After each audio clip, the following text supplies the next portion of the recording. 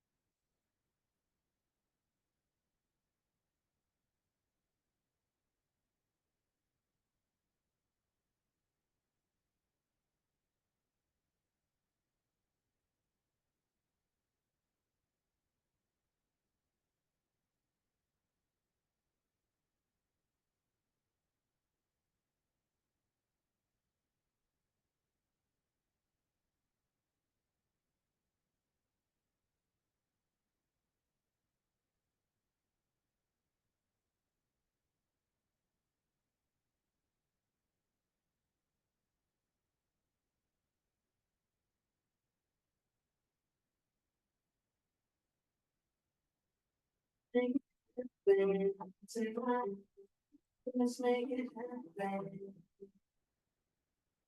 Make it happen. Let's make it happen.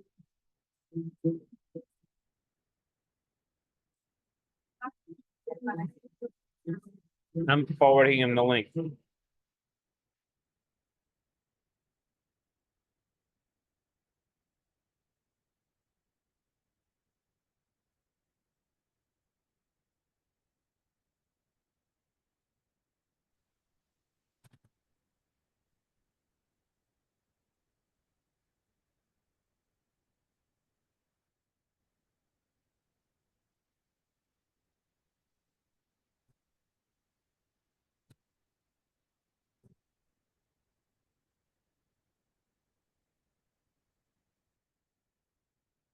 This is what you came for. Lightning strikes every time she moves. And everybody's watching her, but she's looking at you. Hello, hello, everybody. Welcome. We are here. I'm waiting for Steve to turn his, It's off. okay, good. Because I'm hearing some feedback, but I think it's good now. Okay, good, perfect. I'm still hearing you over there. Oh, I guess I'm hearing myself. So you have to go in the other room. Because I'm hearing feedback. Sorry about that, guys. You know, technology, where it's good until it's not. Oops, something just happened there. Okay, so welcome everybody. I'm so happy that you're here. 7 o'clock on, what is it, Wednesday in December. It's late. I know it's a lot. You guys have been very busy for the end of the year. So I am very, very excited that you're here. And I really want to welcome you all to your Road to Success webinar. And we are going to be covering a lot tonight. It's about 90 minutes, give or take a little bit. So I'm going to do my best to get through it quickly without skipping over important stuff. So if you haven't already, could you say hello in the chat? Because I don't know a lot of you, and I would love to say a quick hello. And thank you for being here. I hear some people joining us, so that's good. Awesome, awesome. Excellent, excellent. So This, like I said, is your Road to Success webinar. I said it's the Road to Success, but it's really your Road to Success. And this is what we're going to be doing today. We're going to be talking about how you can crush your goals, design your day for success, and create habits of success. And they're all going to work together, and I'll be showing you all of that tonight. I don't know you, but I know one thing about you.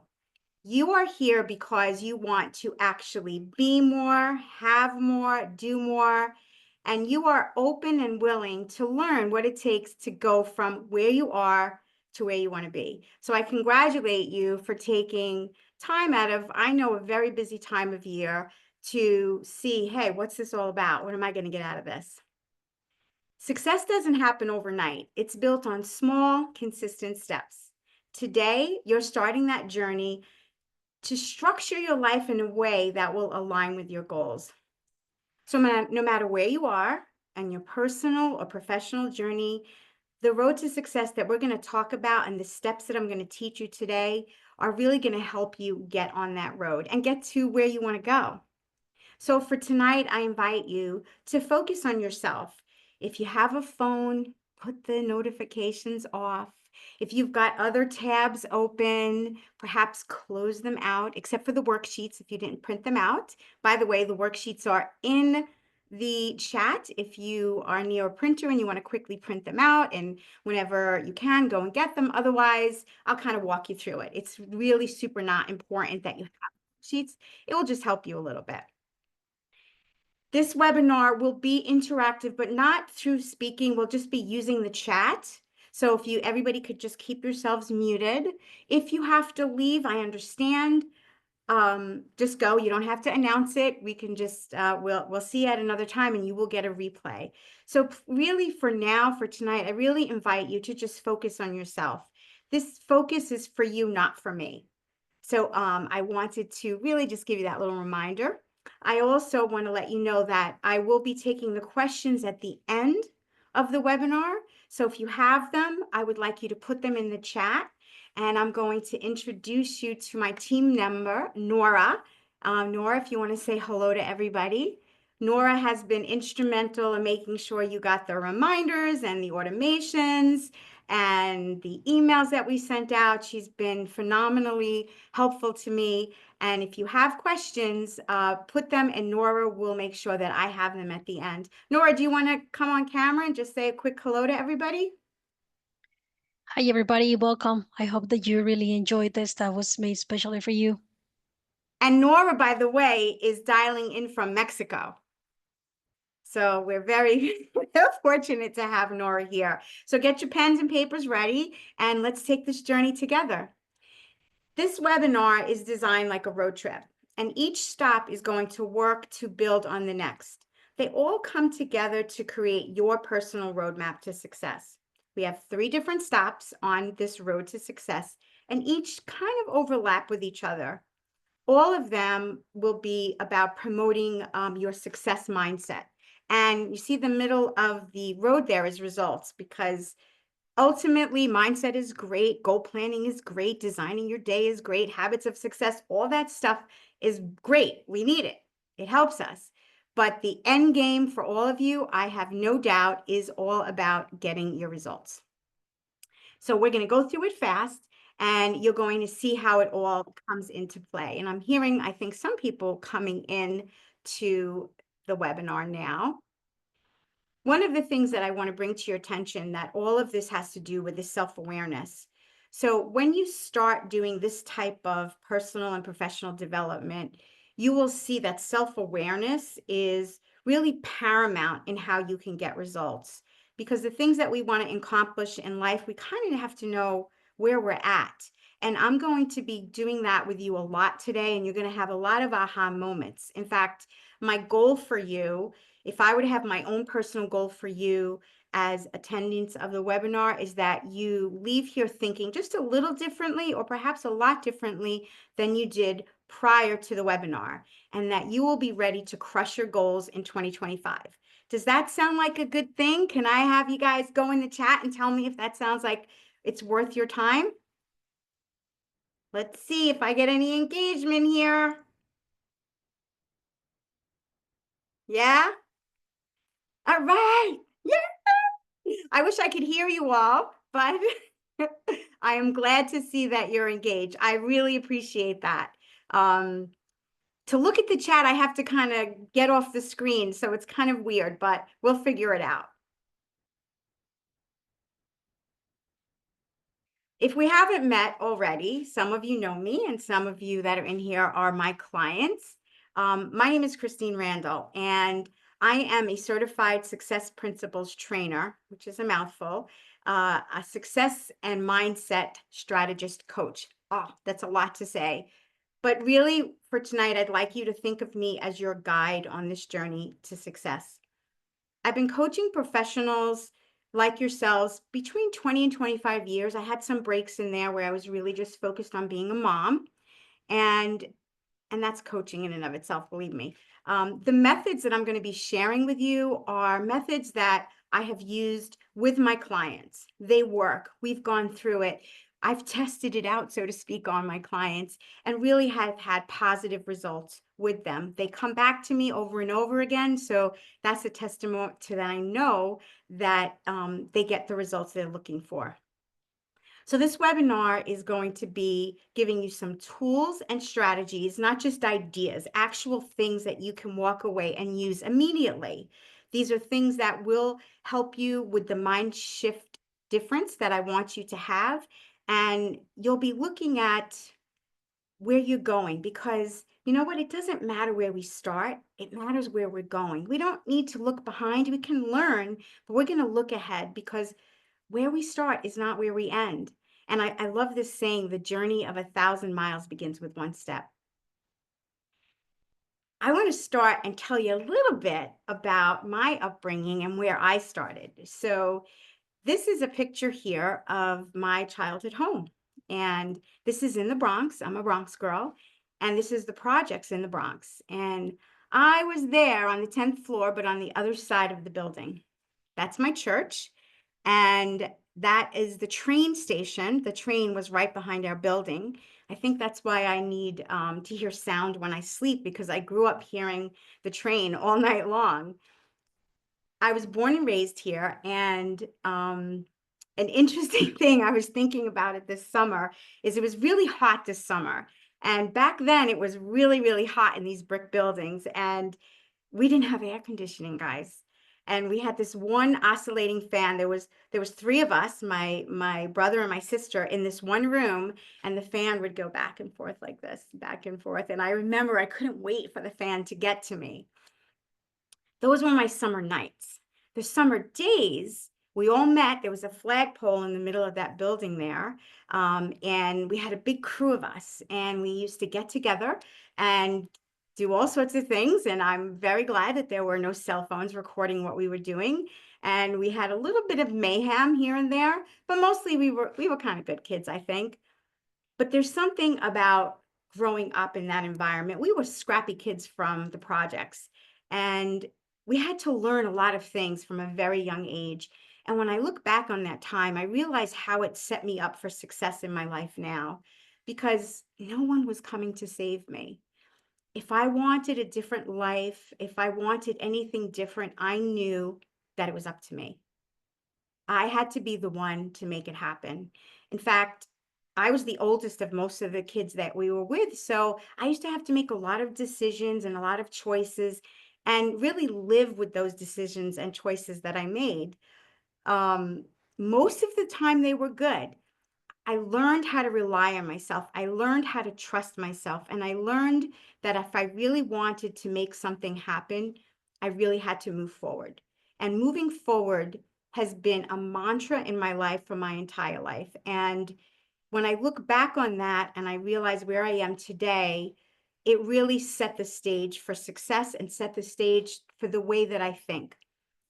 One of the things that I think very strongly, I coach it to my clients, and you're going to see it weaved in and out of this entire webinar, is this success principle. The first success principle that I learned from Jack Canfield, and why his book, The Success Principles, resonated with me so well, was this: we must take total responsibility for our lives.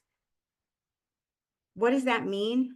It means that we can't sit around and blame and complain, point fingers, make excuses, and we definitely can't say that we're a victim. I could easily have said that many, many times. But you know what? It's like, nope, I am where I am, and I have to figure out how I got here. And if I want to be in a different place, I got to figure that out too. So this principle, we must take total responsibility for our lives. It means like where you are in that moment. You have to own it. And I promise you, if you left the webinar right now and actually implemented in your life, this webinar would be well worth your time. Because if you can get this one thing, I promise you, you will have success that most people do not have. So I really want you to grab onto this, and you will see how it's really weaved throughout this entire webinar. Mindset, like we spoke about before, is everything. And so this webinar is really going to be about you unlocking the potential that you have and looking at situations. What can I learn from this? Let's say, for instance, I know a lot of guys now have been taking tests, right? Maybe you passed the test, maybe you didn't pass the test. How you handle the result of that test is actually the most important thing. Okay, if you failed, you got to look back and say, what didn't I study? Did I cut my study short? Did I pretend that I was studying when I thought I was studying? How can I be really honest with myself? Or maybe I need a tutor. Maybe I'm just not prepared on my own. But you can look at it like that versus feeling badly about it. You could feel bad for like a minute and then you say, okay, what am I going to do about it? What is in my control that I can do next? So that is an example of how you can use total responsibility for where you are and where you're going. I hope that makes sense. I can't see your faces, which is terrible. So I don't know if it's resonating. So maybe give me a thumbs up or something in the chat. So we're going to get on this road trip. We're getting ready to go there. You're like, all right, let's get to it already. But I want to talk about something. I do a lot of proactive things versus reactive.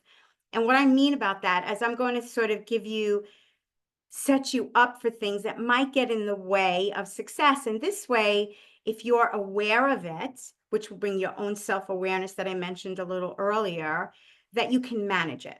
And I'm reading this really great book by Jeb Blount, and he is like a master in sales training. And he really talks about how we manage our emotions and the self-awareness piece, that those are the things that really lead to a lot of success in sales. That's sort of a sidebar here. I wasn't planning on saying that, but this book is really good. So I had to share it with you guys. So when you're on this road trip, there's potential roadblocks on your journey. And I want to bring them to your attention so that we can control them to the best of our ability. We can manage them. So as we start to do the planning today, you may notice that you might feel a little overwhelmed. You might feel a little stuck. You might say, oh, I wanted to do that, but I'm not really sure, because you don't have clarity. Fear of failure is a big one that makes people really just not start to do anything.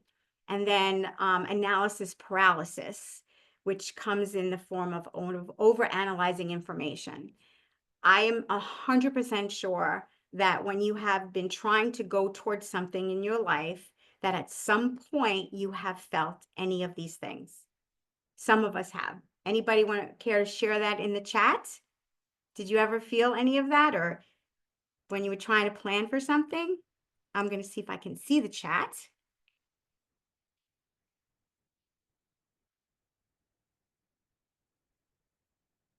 That's good. Thank you for sharing. Yes, totally. So I'm going to give you some tools today that you can manage that. I'm not going to promise you that it will never be there in your life. That would be a crazy promise to make. But what I can promise you is that if you start to become aware of it, you can then manage it. And sometimes that's the best we can do, and then manage it and still move forward. Not let us do what happens a lot of times is we just stop. A lot of times people don't even get off. They don't even get past that starting line, and success is there, like in that picture, like in the mountains, but like, I don't know how to start. honestly, when I was putting this webinar together, it felt very big and overwhelming, and I really didn't know where to start. And I just started to put things together, and then the picture started to create itself for me. And I was like, oh, okay, this goes with this. But if I had thought about all of it, I wouldn't have been able to put it together because it would have become really overwhelming. So sometimes when we want to start something, we don't need to know exactly the steps 5 and 6. We just need to know step 1. And then we're like, all right, I got step 1. And then what's the next step? And then what's the next step? You don't have to have all the steps laid out for you in order for you to move forward. So that's a really important thing when you start to think about goals. You're going to be like, oh, I don't know how. And we're going to get to that in a minute. But just remind yourself that if I just take the first step, and it could be the tiniest, littlest first step. If you're on a fitness journey and you've never worked out, you know, it might seem like, oh my God, I have to go to the gym and run 3 miles and lift weights and do all this stuff. No. How about you just go to the gym for 10 minutes? How about you just walk on the treadmill and get your heart rate up for 10 minutes? That's a little step. And then all of a sudden the next day, oh, all right, that wasn't too bad. I could do another 5 minutes or another 15 minutes. And then you start to stack it on itself. So when we have goals, it's very easy to get overwhelmed by this. And we're going to bring it down to this and then just take those steps forward. So these are just the things I want you to start to become aware of as we go on this road. We're in our car now and we're driving, and we are now going to be thinking about this really important thing. There was a client recently, and we were talking about this, and I think she's on this, and she really liked it. And I was like, oh, I'm going to add this to the webinar because it seemed to really resonate. And it's something that I've talked about with clients, and I call it the C's of success. And the great thing about this road trip and this journey is it's exciting about where you're going to go, but the thing about goals that's even better than the goal itself, believe it or not, is how we transform on our journey, who we become while we're on this journey to success. The goals are great. We want them. We want to achieve them. Results, listen, the results are there, especially if your goals are making more income. Of course, you want that. But the person you become on that road, because that can never be taken from you. Never. So the C's of success, I call them, are having clarity, making the choice on a daily basis, being committed, and then seeing that change. That's what I call the C's of success. And you're going to see it weaved in a lot of the stories that I'm going to be telling you. Stories are a great way to learn things. So I'll be telling you stories, not necessarily about me, about other people. So keep in mind when you hear the stories, like, oh, was there any C's of success there? So step number 1 is goal planning and goal setting. So by now, I know if you're on this webinar, you have had some goals in your life, right? All of you have had some goals in your life. So what I want to talk to you about is GPS guides us to our destination, right? If you're on this road trip, and even if you kind of know where you're going, if you wanted to put it into your car, you would have to put where you started, the exact address, and then you would have to put the address that you were going into that GPS. And then the car would help, guide you there. You would have the map to get there. So when you're on goal planning and goal setting, you really want to know where you are, and then you want to be certain of your destination. Now, you're not going to get overwhelmed because we just kind of handled that a little bit, but we definitely want to know where we're going so that we can measure it. So we can say, okay, I took this step, and then I need this next step, and I need this next step. Some of the most successful people in the world have one key thing in common. They set clear goals. They write them down. This is really key. And they have a vision for what they want to achieve. There was a recent study done that said we are 42% more likely to achieve our goals by just writing them down. I kind of like the odds of the 42% by writing it down. So after we know what we want, we need to get in touch with what we want and why we want it. And we're going to talk about the what and the why of your goals and why this is so, so important. So this stop is about your goal planning and goal setting and really getting to the why of your goals. So I talked about writing down your goals, and a lot of things that I'm going to do tonight are going to be sort of to back up something that I'm saying. So there are 5 reasons here to write down your goals. And if you want to screenshot it or write it down quickly, you certainly can. But the 5 reasons why, besides the 42%, is when you write your goals down. Now, this is for people that maybe only write one goal down and maybe don't write all your goals down. So I'm really hoping that these reasons will give you the impetus for you to actually follow through and write your goals down, besides what you're going to do at the webinar, because we're going to get to that. So writing your goals down will give you clarity of purpose and direction. When you write it down, you see it, you're like, okay, I know what I have to do. This is where I'm going. This is in my mind. It imprints in your mind. It will help you create an action plan because it's there in writing. And then the steps to get there will start to reveal themselves as you start writing them. Having the goal in front of you, I tell this to all my clients, put it on Post-it note, put it on a whiteboard, write it down, put it in your phone, say it, see it, look at it every day, put it on the mirror in your bathroom. It keeps you focused on it. It's very, very easy as life kind of gets away from us to forget about what we really wanted to accomplish, what our goal was. It sort of gets a little fuzzy in our mind. It will help you track and measure if it's in writing. And then you get to celebrate the victories that you accomplish what you said you were going to do. So hopefully that convinced you to write your goals down. I'm going to give you a little bit of history of myself in the sales part of myself, not the child and the projects person, and how having a clearly defined goal really impacted my life. I was a life insurance agent. I don't know if you know that, but I was with Northwestern Mutual. And I'm not going to give you the whole background of how I got to that, but when I got to it, I really didn't know anything. I would say I was pretty financially illiterate. I didn't really understand about retirement plans. I certainly didn't understand about life insurance. So I joined the industry. I was recruited and they're like, you'll do great, you'll do great. And I was like, all right, I'm going to try it. 10 months into my career with no experience, I made the $1 Million Roundtable. I don't say this to brag or anything like that, but I know in this industry, it gives you perspective of how hard I did work, because to make $1 Million Roundtable in your first 10 months with no experience was definitely based on some real discipline that you see there and a lot of work. So after 3 weeks, I hit the phones, just like many of you, and I made appointments. And they told me that you need to do 20 fact finds a month. And if you do that, you will be successful. If you do that, you will make $1 Million Roundtable. And if you make $1 Million Roundtable, you will have freedom and flexibility. And if you make $1 Million Roundtable, you are usually going to be successful in the business. Those were sort of the benchmarks. And for me, that goal and the why of the goal was the freedom and the flexibility. It was very, very important to me that I had that, because I, at that time, wanted to be a mom. And I was like, well, I want to be able to come and go as I please. I didn't really understand that that was not going to happen at all. But that was at the time, that was my why.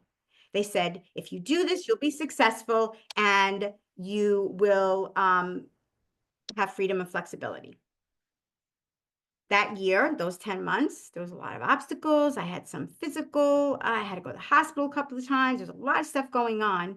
But every day I got up and I made my phone calls. I got my referrals. I did my fact finds. And those C's of success, you can see them here, because you have to have a lot of courage, especially when you're first starting out, to make those calls and to do a fact find and ask for the check to get them to buy. I had clarity of what I wanted to do, and I really had a lot of confidence. I don't know why, but I just did. I just believed 100%. There's the other C there, is I had conviction that I was doing the right thing by people. I had learned what insurance could do for a family. And because of that, I had so much conviction that I was doing the right thing by people. And that determination is why I was able to make my goal. And it wasn't because I was phenomenal at anything. I was not. I really didn't understand a lot of it, but I really believed that I was doing the right thing by people. And my what was making $1 Million Roundtable, and my why was freedom, income, and flexibility. And those things were what pushed me, propelled me forward on a daily basis in the business. So these words, clarity, choice, courage, commitment, conviction. So those are my C's, and then we add a couple of D's in there for discipline and determination. I'd love to know in the chat if any of you see these in your life right now. Any one or all of those.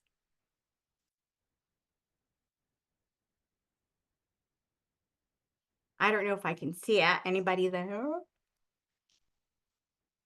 All of these are relevant. Yeah. Do you see them in your life now? Are there any that you think you need to add to your life that you haven't had before?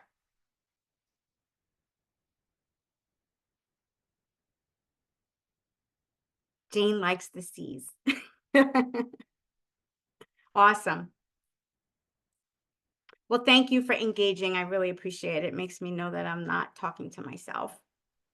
They could come off mute too. Not for nothing. Yeah, they can because it's not as many people. So yeah, we can. So this little guy is a funny guy. I wanted to put this little guy here.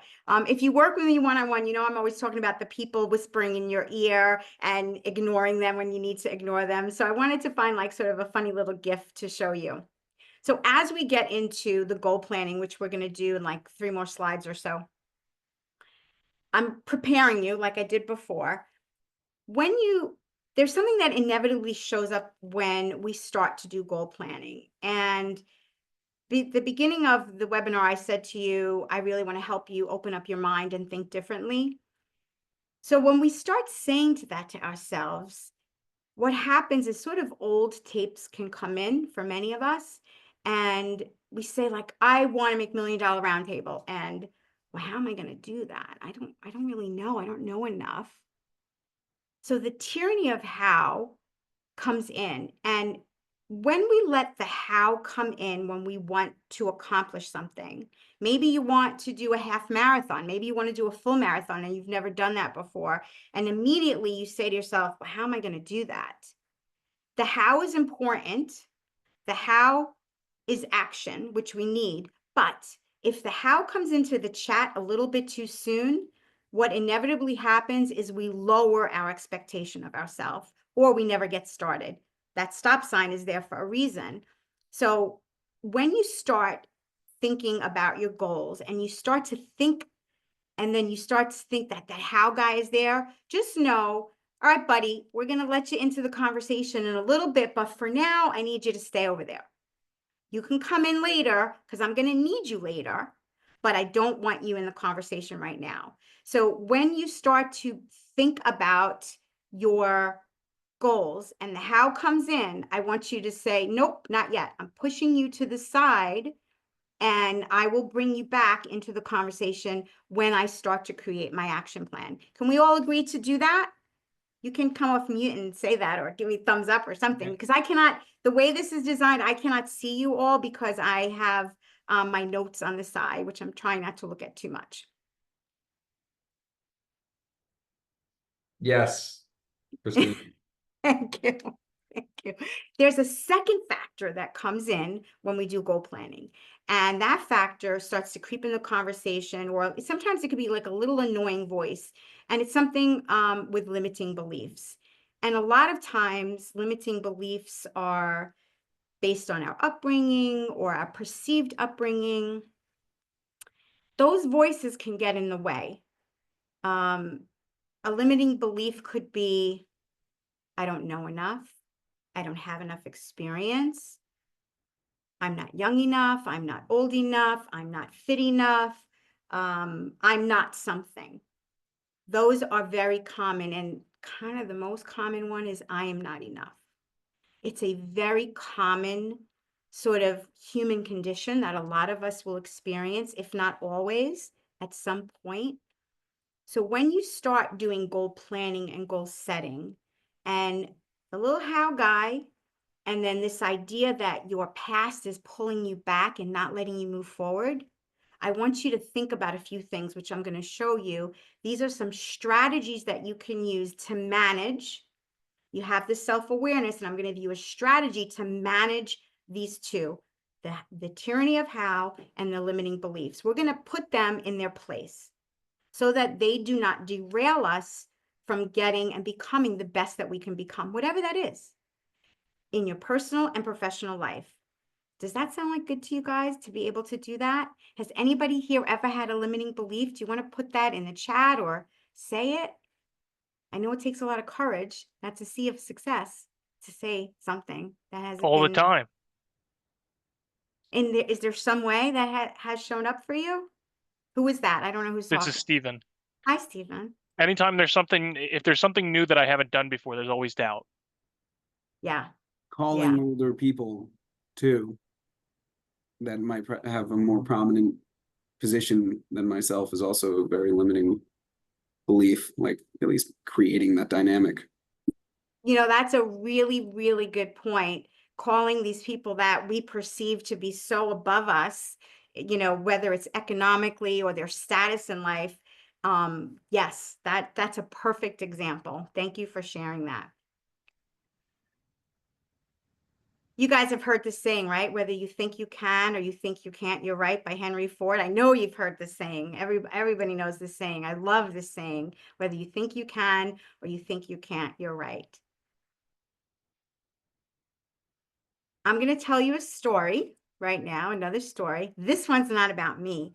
This is a story that coaches and personal development and motivational speakers, everybody talks about this story, and I love this story. And if you've worked with me, I'm very sure that I've brought this up to you. So Roger Bannister was a British middle distance athlete in the 50s. And he is best known for something that might not seem that remarkable today, but is remarkable. He's actually considered somebody that has done remarkable things for the world from this one thing. May 6th of 1954, Roger Bannister was the first person to run a mile in less than 4 minutes. Now, today, that doesn't seem like such a dramatic thing, but for decades and decades and decades, no one had done it. In fact, people were telling Roger Bannister, he said, I'm going to do this. This was a thing that he had to do. And he was a neuroscientist by profession. So today's Olympic athletes and athletes like he was back then, that's all they do, right? Is they're athletes. They don't have other jobs. Usually, most of them don't have other jobs. So he was a neuroscientist, and he was studying the human mind, and he was studying the mind and body connection. And he wanted to prove some of his methodology. So his why was very, very strong. His what was, I am going to beat that 4-minute mile. The day of the race, it was terrible weather, but he was completely focused. And I was going to show you a whole video. You should look it up on YouTube to hear what he was thinking when he was running. It's fascinating, fascinating stuff.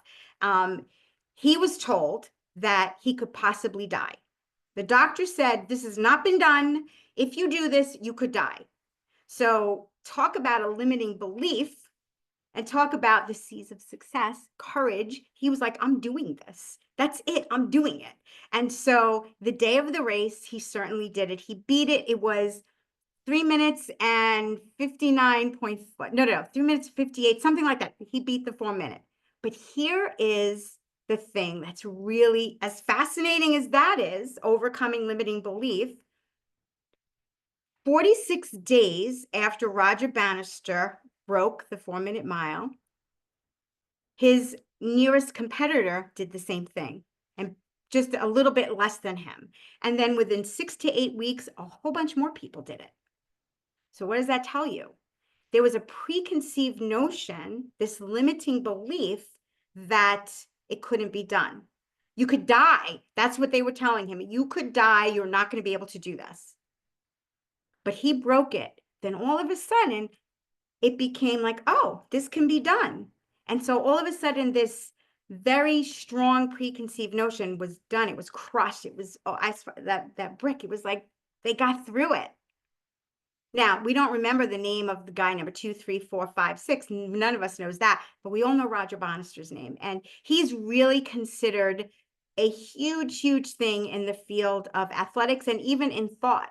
So I think about Roger Bannister as the Bannister effect. And let me read to you how they describe it so I could say it exactly the right way. The Bannister effect refers to the mental shift that occurs when a significant barrier is broken, demonstrating to others what was once thought to be unachievable is in fact possible. It's all about changing the way we think about challenges. So I ask you, as you move forward, ask yourself, do I want to be my own Roger Bannister and overcome any limiting beliefs? Sometimes the right question for ourselves given by somebody else or even given to ourselves is all we need to know to move forward. So let me ask you, will you let any limiting beliefs that you have, maybe calling that person that you perceive as being here, hold you back from doing, being all that you can be? What do you think? Can I hear anybody?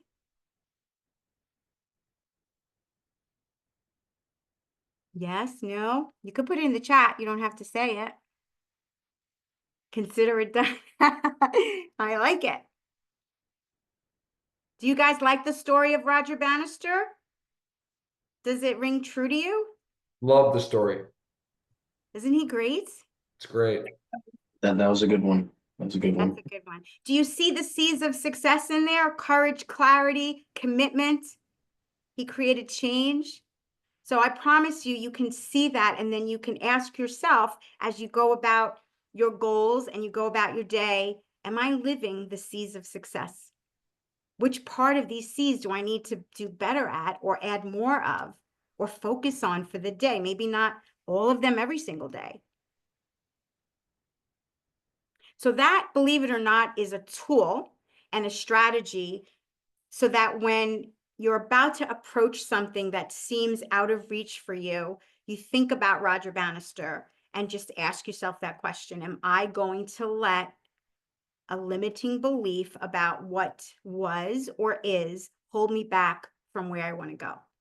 So you can use these little stories and these little images to really help you. Sometimes images is all we need. I think stories, I remember stories more than I remember, bullet points. I think stories, to me, they resonate, and that is why always in the history of the world, like the Bible, it's filled with stories, because that's how we learn. As human beings, we learn from stories more than we learn from everything. So before we get to your goals, we talked about limiting beliefs. We talked about the tyranny of how. A strategy that can help you is, and this is where we're going to go into the workbook or a piece of paper. You don't really have to have the workbook if you didn't print it out, it's fine. I want you to take a minute or two to think about your old story or how you might perceive yourself right now. Was it Stephen that said, going for somebody that I perceive here might not make me call them? So whatever your old story is, just put a couple of adjectives on the piece of paper about how you see yourself now. What is your old story? And the part of the story that's not serving you, because some of you have parts of your stories that are serving you very well. So let's focus on the part for just a moment that aren't serving you very well. Then after that, you're going to put on a piece of paper your new story. So if it's, I'm not comfortable calling somebody that is a CEO because I'm not good enough, then the new story, how we're going to cross that out, is going to be, I am capable and confident to make a call of anybody. I bring value to, and I have confidence to call this person. So that's how we start to break free, like that little picture right there of the old story that we have. And this is a strategy that you can use even if you like kind of pump yourself up a bit. So I'm going to give you just a couple of minutes to do that. And then when you are ready, if you would put old and new story in the chat, if you're comfortable. If you're not comfortable and you want to keep it private, that's fine. But if anybody would be willing to share that, I would love to see that. For those of you that want to keep it private, you can write your old story and new story, and then you can email it to me at info@christinerandall.com, and I'll give you some feedback if you want it. So let's give you a couple minutes to do that while I catch my breath and take a sip of water.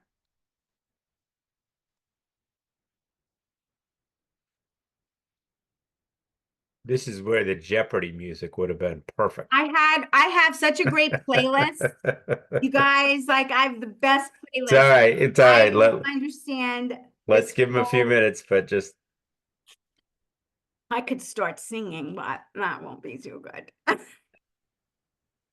It's so annoying. this is good stuff right here.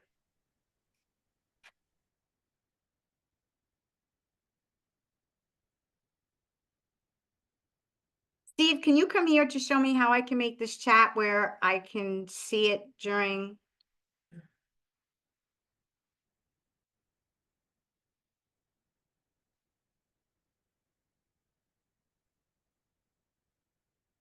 See, when I open the chat, it comes like, it takes over my whole screen.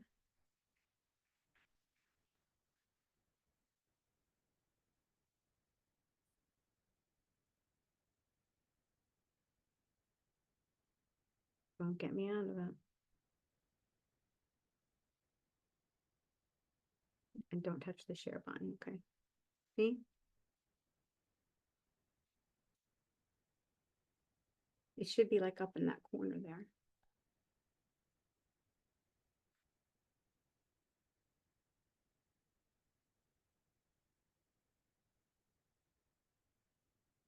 Chat previews, it'll come up as they say something. Let's see, I hope. Go type something and see. How you guys doing? No, it's not coming up. I don't know why it's not doing that. I could see the chat, but when I go to the chat, my whole other screen goes away, so I can't see the chat when I'm talking, which is very annoying. Can you drag things across to that screen? No. Mm-mm.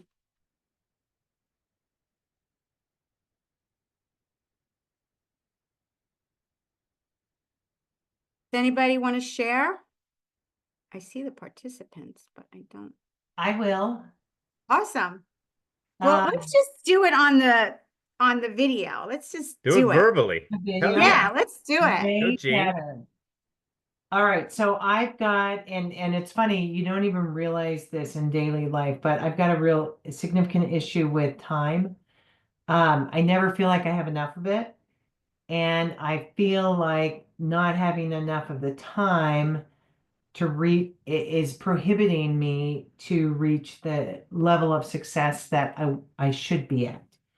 And so then I changed that wording to I find the right clients, which provide me tremendous success and time. Wow, I like that. That's really good. Yeah, That's a good aha. that was a big aha. Yeah, thank you. That's a good aha. Does anybody else want to share?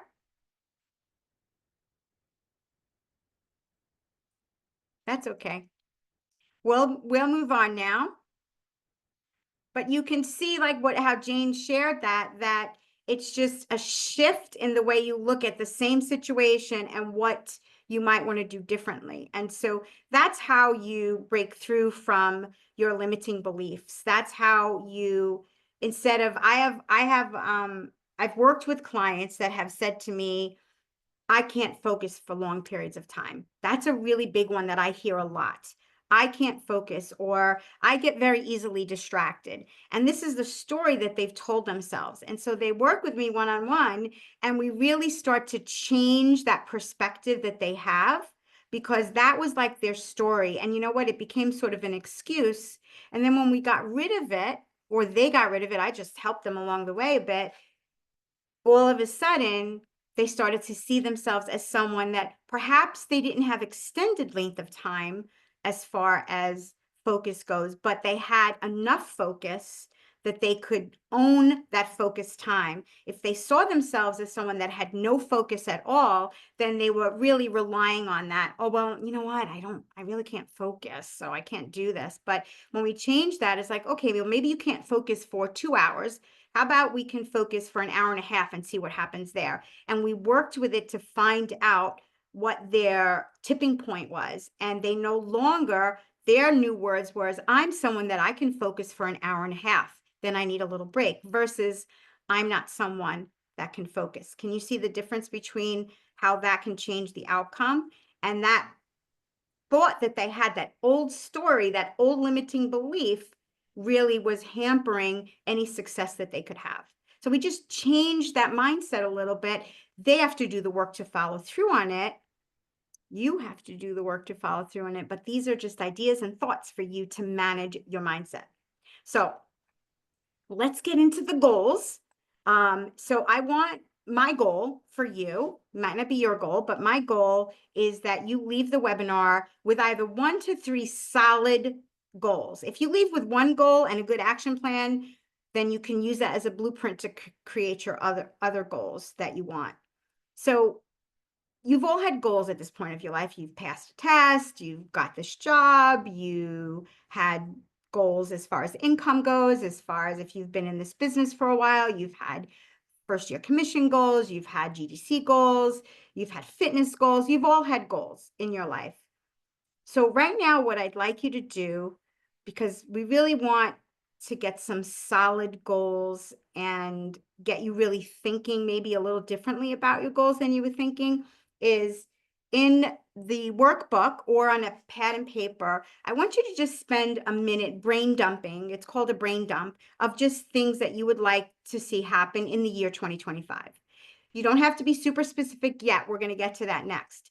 But just brain dump. I'm going to give you like just 1 minute, like 1 minute and 30 seconds. Just write down some goals that you want to accomplish in the year 2025. Remember, when you start to get the how guy and the limiting beliefs, you want to push that to the side. And you want to think of it in the way, if you can't think of a goal, think of who you want to be at the end of 2025. Sometimes I, believe it or not, I have clients that say, I'm not a goal person. I'm not a goal person. And you know what? The reality is, who do you want to be at the end of 2025 or during 2025? So I'm going to look at the clock now and give you a minute and a half or so. Okay. And I'm going to take some water.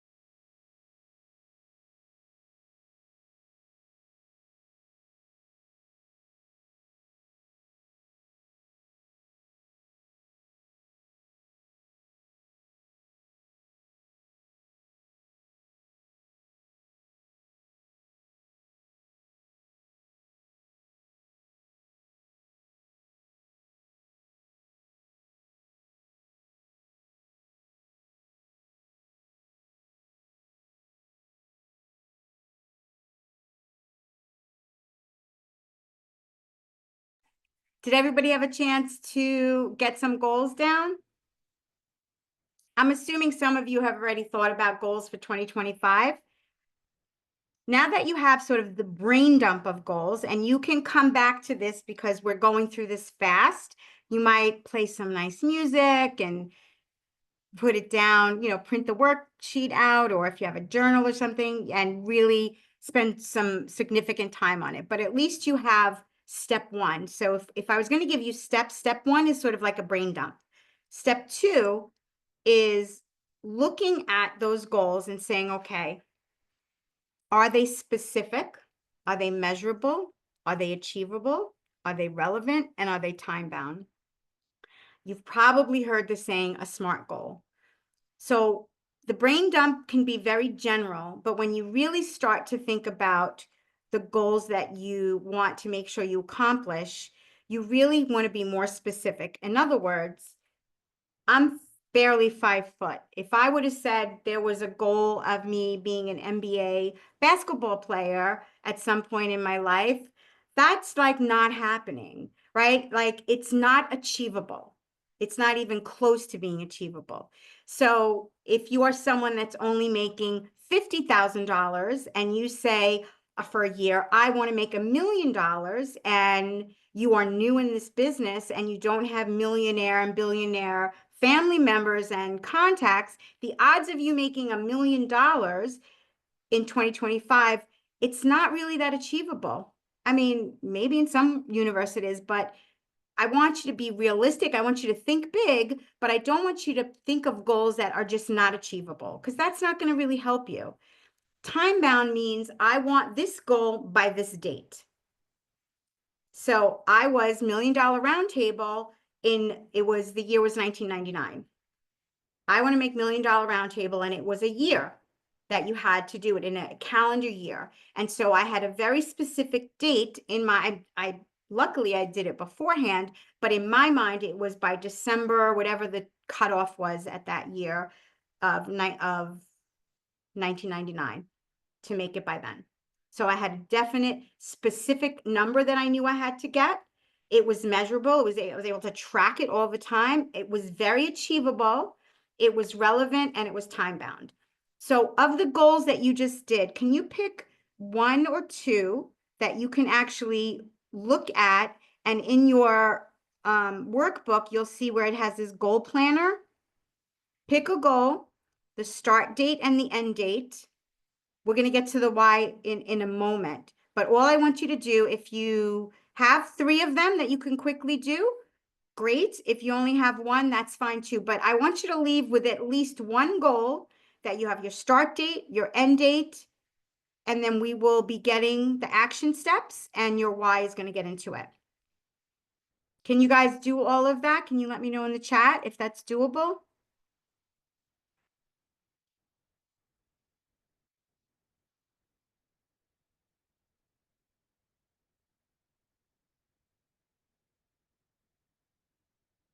Okay, good.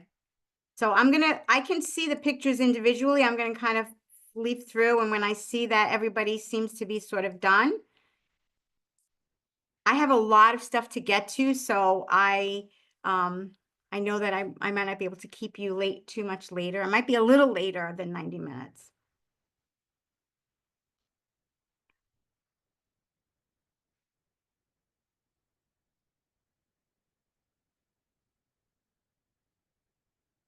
I love this saying, sooner or later, those who win are those who think they can. Love that. Love that.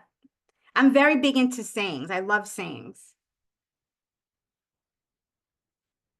Does everybody have at least one? Can you give me the thumbs up in the chat if you have at least one with the goal itself, your start date and your finish date?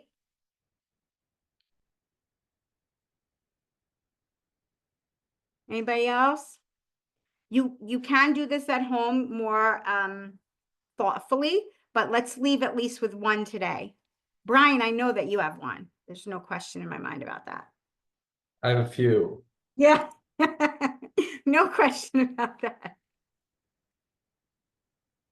Does everybody have at least 1? Yes, yes. Anybody else? Gavi, Jason, Julian, Mitchell, Simon, awesome. All right, so we're going to move on, okay?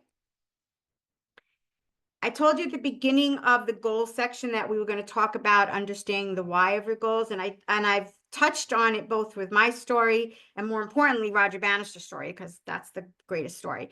The why of your goals. Why does the why matter? When we're not emotionally connected to the goal, it's just sort of like, yeah, I'd like that to happen. Yeah, I think it'll be cool if I get that done. Won't that be great if I get that done? All of that is important. It's relevant. But the why is what gets you up every day. The why is when the obstacles come in, like myself, when I was going for MDRT, I had emergency surgery. My mother had surgery as well that year. The why was the reason that even though I had surgery on a Friday, I was back at my desk on Monday. I could have stayed home, but I was like, I'm good. I can come to work.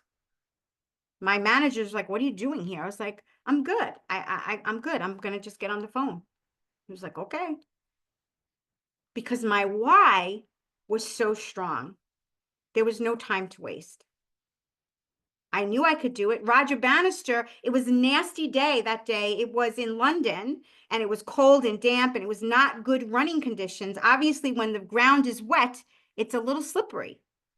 But his why was so strong that he was like, I'm doing this and I'm doing this today. So when you have your why and you're emotionally connected to whatever the goal is, then the obstacles, while they're there, they get pushed to the side. The obstacles become just something we have to manage. The obstacles become something that we have to go around, go over, go under. But what they don't do is they don't stop us. So whatever goals you have, you really have to sit there and say to yourself, what is my why for the goal? And it can't be somebody else's why. It has to be your why, whatever that why is. If you're someone that's married, it could be a why between you and your family, but it's also, yeah, I'm taking care of my family. Your why becomes the reason that will get to the targets. Your why is going to push us into when we decide on what your musts are. That ties into your why. The musts become the action plan. So right now in your goal planner, we have a goal, we have a start date, we have a finish date. Now we're going to add the why into it. So the goal that you just did, this sheet in your worksheets that I gave you, I put it up here on the screen. There's sort of layers of why. Why do I want this goal? What does it give me? And why do you want that? What happens then? What does that do for you? Why does that matter? What will achieving this goal do for you and mean to you? How will it make you feel?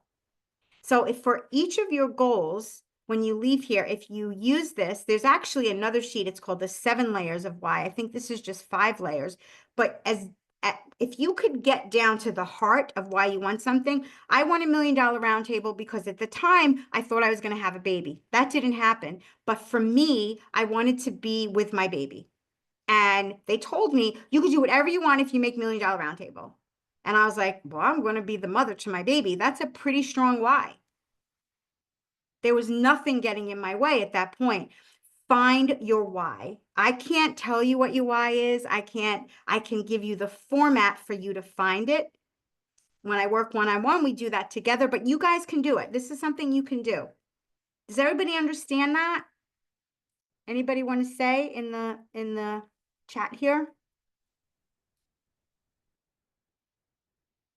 Simon, you're the best. You keep answering. Thank you very much. That's right. It does give you conviction. Just like when I talked before, when you're selling life insurance, just as a sidebar to this, when you're selling life insurance, you need to know the why of your clients. That's a whole nother webinar that we could talk about how to be a coach to your clients, but just keep this in mind when you're out there with people. If you know the why of your clients and you are having integrity, authenticity, finding out what their needs are, finding out their why, let me tell you something, you're not going to really have many objections. You're going to be able to make them a client because you understand their why. For you to understand other people's why, if you can get in touch with your own self-awareness, that's where you start to see magic happen. The more self-aware you become, the more you'll be able to help other people do that. It's like a really great thing that happens. Hopefully that makes sense. I don't want to get on a side tangent. Sometimes I do that. I don't want to. Steve's laughing at me. So It makes me think of all these other things, but that's not the purpose of this. So you want to set a goal that's big enough that in the process of achieving it, you become someone worth becoming. Screenshot this one because this is a great one. Jim Rohn is considered like the father of personal development.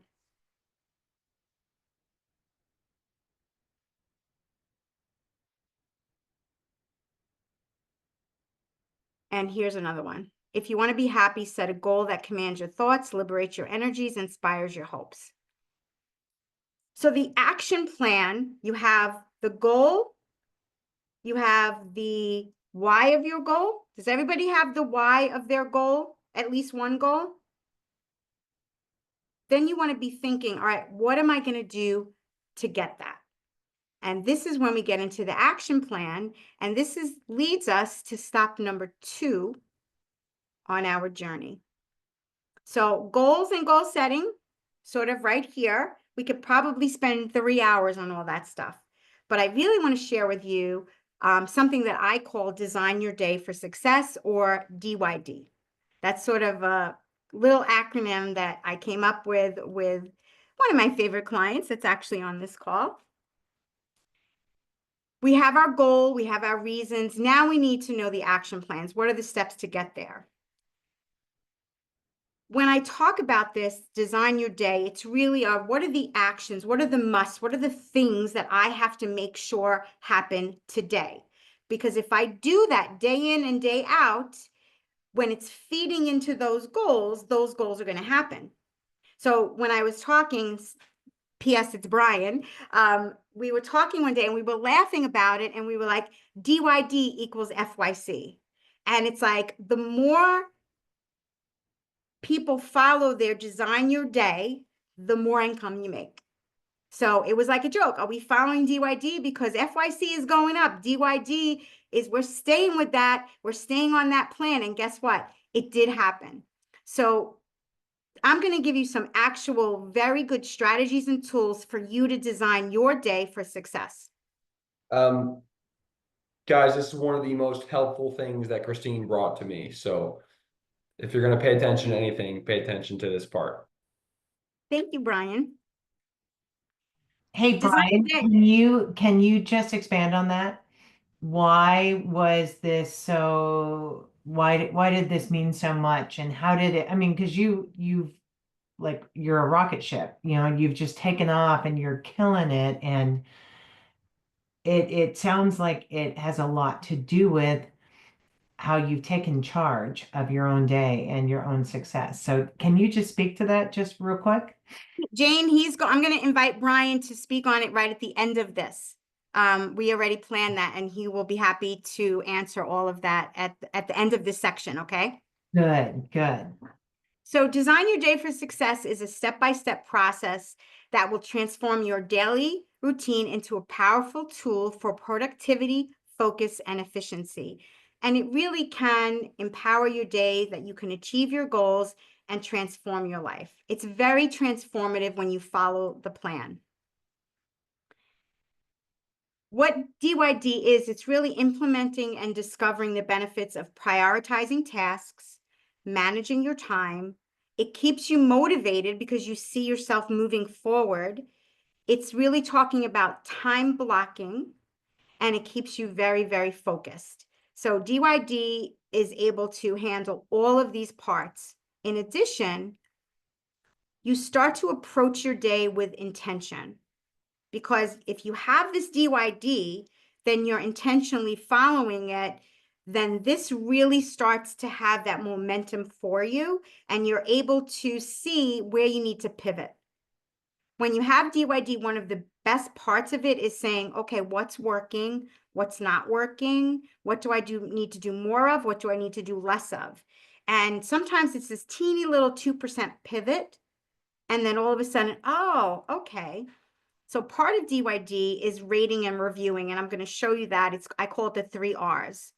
And then it's a way of tracking and measuring. Your musts and your targets become the action plan that you need for your goals. And that builds your DYD together. So we're going to go through all of this. I just wanted to give you like a brief overview of it. And Brian is definitely going to share the impact it's had on him, Jane. So you'll hear that. I'm glad you asked that because I asked Brian if he would be willing to do that, and he so kindly is giving of his time, and I really appreciate it. It's really the difference between living your life, living your day, and then living your life ultimately by design versus default. I talk about the pinball syndrome a lot with my clients, meaning that if you're living in a default way or a reactive way, sometimes you're going up a little bit, then you go back down. We all do it, right? We start to do really well on some sort of like goal that we have, and then we're not paying attention, and all of a sudden we're like, oh man, I don't know, I was doing so well. So being intentional keeps us on the path. And by working with it as a design versus I'm going to go from this, I'm going to go from this, and I'm going to do that, and I'm going to do that. That's what I mean by pinball. I'm going to go to all these different places. Sometimes you'll get to the end. Sometimes you get lucky, you'll get to the end. But to consistently get to that end, you have to do it with intentional. You have to consciously plan your day so you can set the stage for achieving your goals and making meaningful progress. And that's what I mean by being proactive versus reactive. This is my quote, show me your habits and I will show you your future. Another story. So this is a story. I'm a big Tony Robbins follower, student of Tony Robbins. Some people love him. Some people think he's like, you know, a shyster type of a guy. I think he's an amazing, amazing, amazing human being. He has fed millions and millions, and actually I think 1 billion people now. So he is very passionate about feeding people. He is a performance coach. He sells out stadiums. He's a best-selling author, multiple best-selling author. He does seminars, and he's a huge philanthropist. So when he was young, Tony Robbins was with a family, and they didn't have a lot of money, and they didn't have a lot of food. And there was one Thanksgiving in particular, and this is the story he shares, that they weren't going to have Thanksgiving dinner. They were going to kind of have crackers or, you know, whatever was in the house, peanut butter and jelly. They heard a knock on the door, and this person showed up with all the kind of food that we would have for Thanksgiving. And at first, his parents weren't going to accept it, but they eventually did. And his family got to eat a Thanksgiving meal. Tony said at that moment, I think he was 11 at the time, that at that point on, he knew that he wanted to be able to do that for other people. And that became and is a driving force in his life today. He has a thing, Feeding America. Every time you buy something from him, money goes to that. And I believe that they beat 1 million people that they fed. 1 billion across the world. So he has certainly lived up to his thought that he wanted to feed all these people. This particular story is before he was as big as he is. He was big. He was hosting a seminar in Times Square and here in Manhattan. And I think it was at the Marriott Marquis. And it was over Thanksgiving, like it was right before the Thanksgiving weekend. And he told his staff, we have these bags and hundreds of bags of food that we're going to deliver up in Harlem when the seminar is over. And he said, okay, so when it's done, I want you to do that. Remember, it's very important to Tony that he is delivering food, especially on Thanksgiving. So he does his seminar, he comes up, goes up to the hotel room and says, okay, is the food all loaded? Let's go. And they're like, Tony, we have a problem. He's like, what's the problem? We couldn't get a van. We couldn't get a truck. It's Thanksgiving weekend. There was none available. We thought we'd be able to get it. It's New York City. We didn't do it in advance. They're all sold out. There's no trucks. There's no vans anywhere. The only way they're getting these bags and bags of food is in a truck.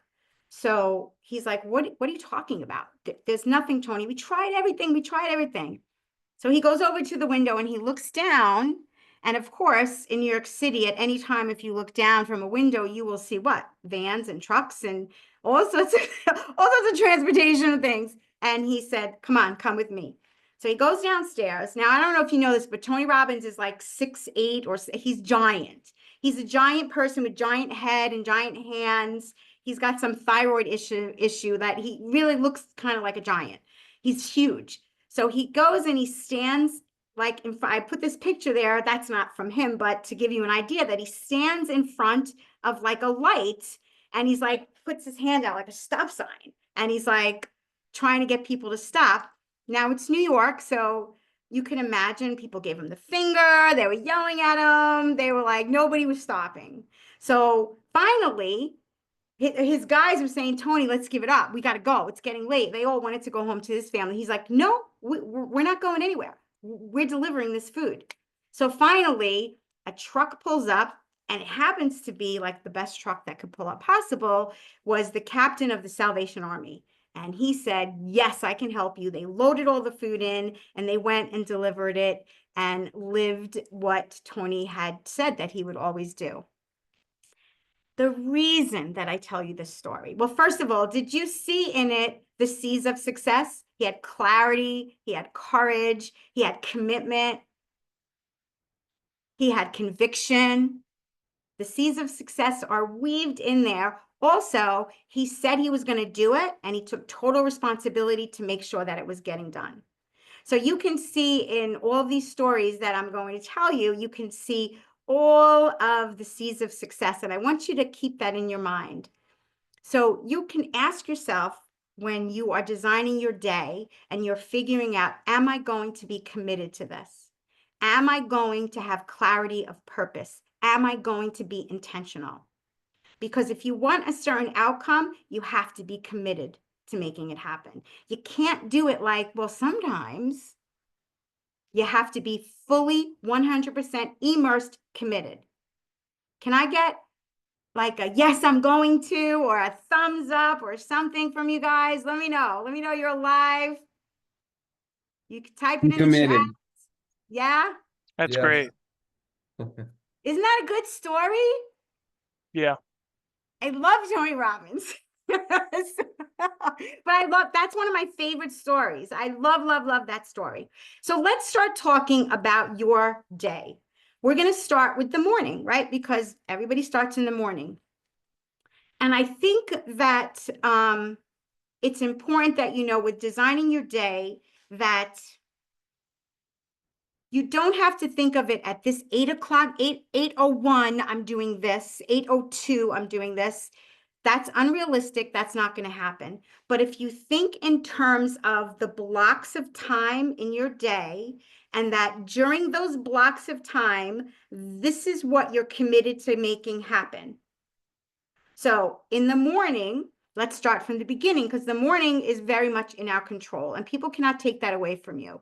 So the morning is about, first of all, it's about what you did the night before. I could tell you that if you want a good morning, you need to be thinking about the morning the night before. So here are some compelling statistics. If you have a morning ritual, why a morning ritual is so important is that people that have a morning routine are 2.5 times more likely to be more productive throughout the day. This is a Harvard Business Review. 2, enhance mental clarity and focus. Morning routines that include activities like meditation or journaling can improve your focus and reduce stress levels by 10 to 20%. That's the American Psychological Association. 3, people that have morning routines, especially when it includes fitness, are more consistent. They stay with it, and it'll be 90% more will stay in shape by doing it in the morning versus later in the day. And that's the National Center for Biotechnology information.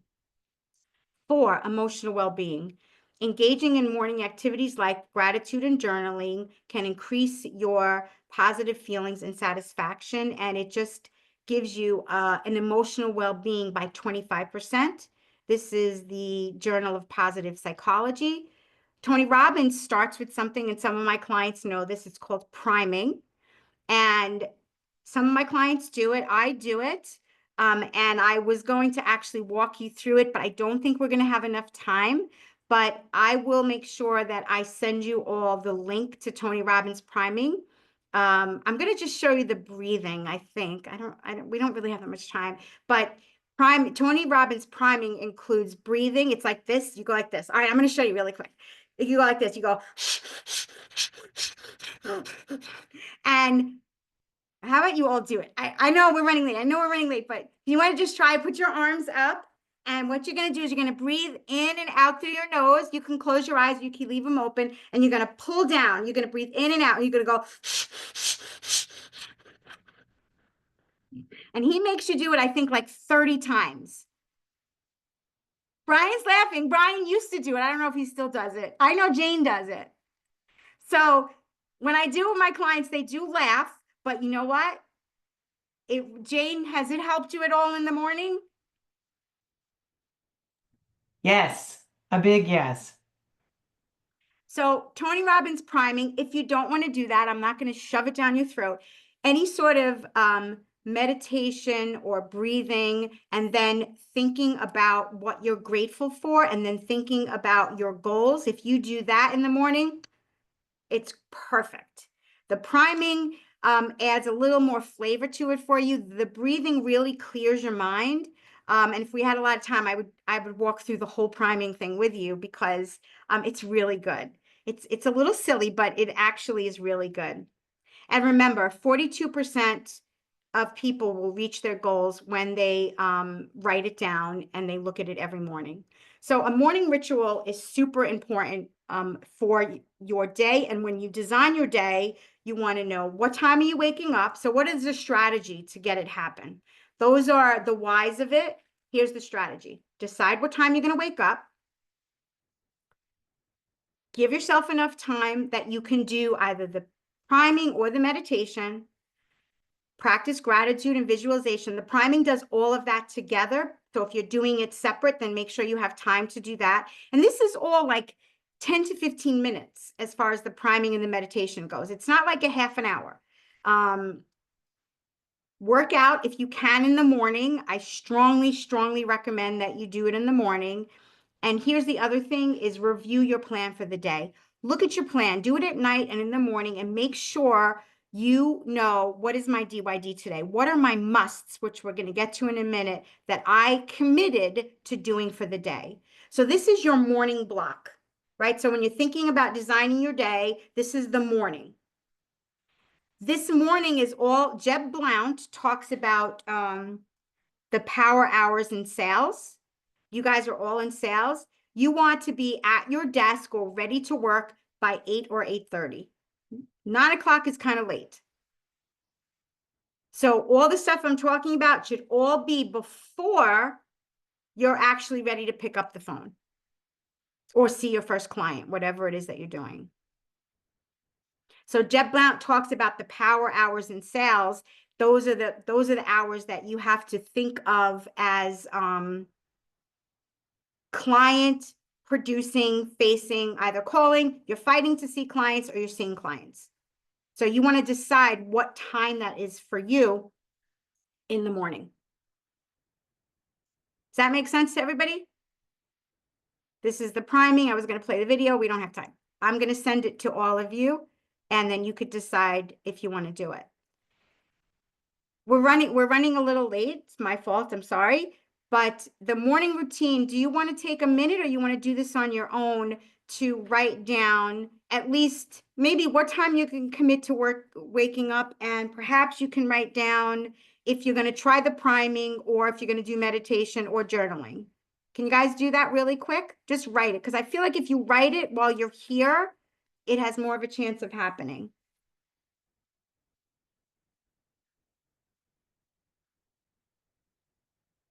Does anybody want to share their morning routine that they either have or they are going to be doing? Anybody willing to do that? I'll go ahead. I like for the past 3 weeks now, I've been waking up around 5. I don't waste any time. I get into the gym, I work out, usually about 45 minutes to an hour. And then I get back, shower, and then I meditate for 15 to 20 minutes. And yeah, I've been meditating for a while, but I just added the 5 a.m. on the workout part. So that's been really helpful also. That's awesome. Thank you for sharing that. So what has the meditation done for you, Mitchell? So what I tell people, it helps me kind of zoom out a little bit. Basically it since you're so focused on one thing and you're kind of in like the back of your head, that's how I kind of try and think about it. Like you're only focused on your breath. So you keep like your focus like back here. If you get really worked up about something, it helps you kind of zoom out and take yourself away from the situation for a second, and not get so worked up about everything and realize you could handle it. And it's just right in That's front of you. Just, amazing. So it's helping you manage your feelings and manage your emotions. yeah, it's definitely been the biggest impact for me for sure. And sleep also, but That's awesome. Thank you for sharing that. So you You're work welcome. out in the morning, you do your meditation. Did you say you were doing gratitude journaling as well? no, I don't practice that much. So maybe on your morning routine, you might add 3 things you're grateful for. There's been a lot of studies that have shown that when people actually practice gratitude, this has been, I should have had the statistic for you all, but you'll have to just trust me on this, that studies have shown that actually practicing gratitude brings more abundance into your life. And Thank what you. it does is it helps us not look for what we don't have, because we're embracing what we do either have or are happy about in our lives. It's not necessarily about always what we have. It helps us. Tony Robbins has a saying, what's wrong is always available, but so is what's right. So gratitude journaling and thinking about it, if you're not journaling it, like in priming, you're thinking about it, it helps you to look for what's right versus for what's wrong. So you guys might want to write this down. What's wrong is always available, but so is what is right. The choice is yours of what to look for.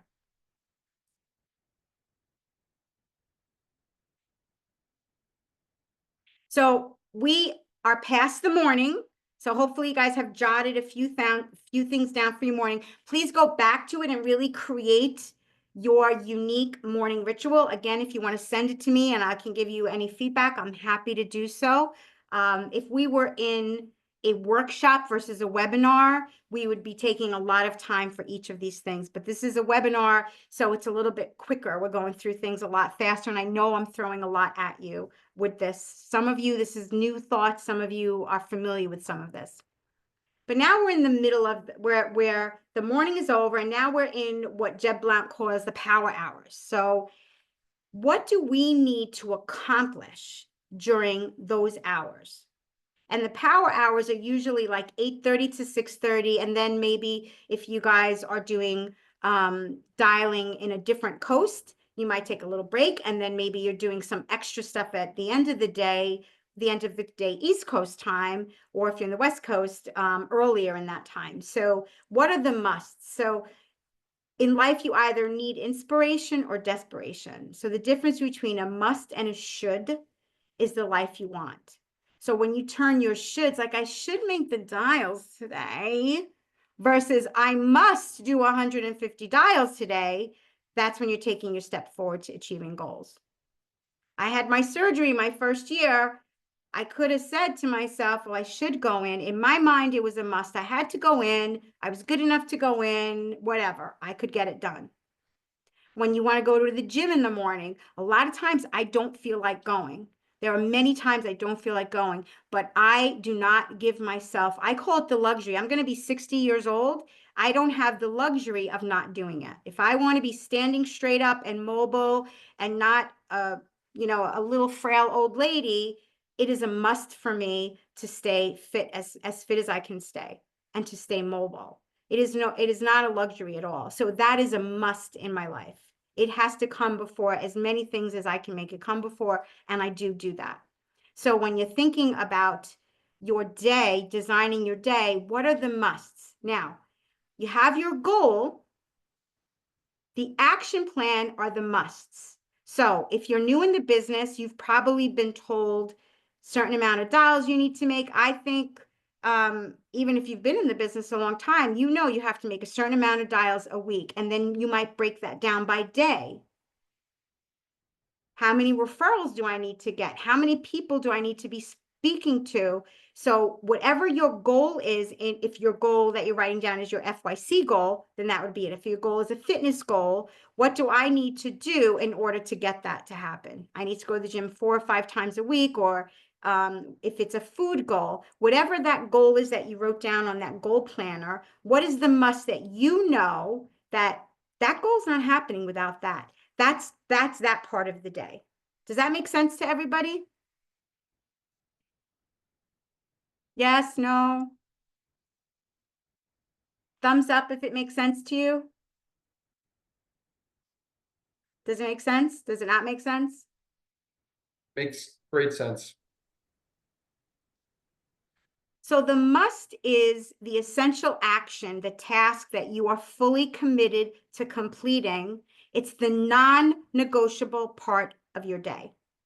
And that can be your morning routine can be a must for you. My morning routine, that could be a must for you, because the rest of your day works out really well when you started off on that foot.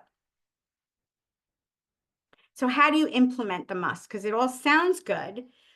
You write your musts down, you schedule them in your calendar, you set the stage, and then you look at it and you say, do I need to adjust it at all? Do I need to review it? Maybe I thought I could do this, but that's not really working. So maybe I have to leave home to get to the office 15 minutes earlier because I wanted to start my day on the phone at 8:30. And by the way, if you're saying you're going to start dialing at 8:30, that's not when you're putting your list together. Your list is done. Your list has been done in your off hours. So you're not saying, okay, I'm starting to work at 8:30 and I'm going to start figuring out who I'm going to call. That should be already done, so that if your must was to dial at 8:30, that's the difference of following your DYD and not following it. It's like 8:30 is not when I'm going to start researching who I'm going to call. 8:30 is when my phone's here, my desk's here, and I'm picking up the phone. My computer's there, or however I'm doing it. Does that make sense?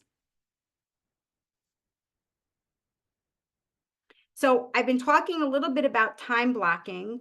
And when we talk about time blocking, you've probably all heard about time blocking. And really, your DYD becomes your blueprint for success. We've created your morning routine. We decided on your musts. And now we're going to see, all right, how is this going to work in the day?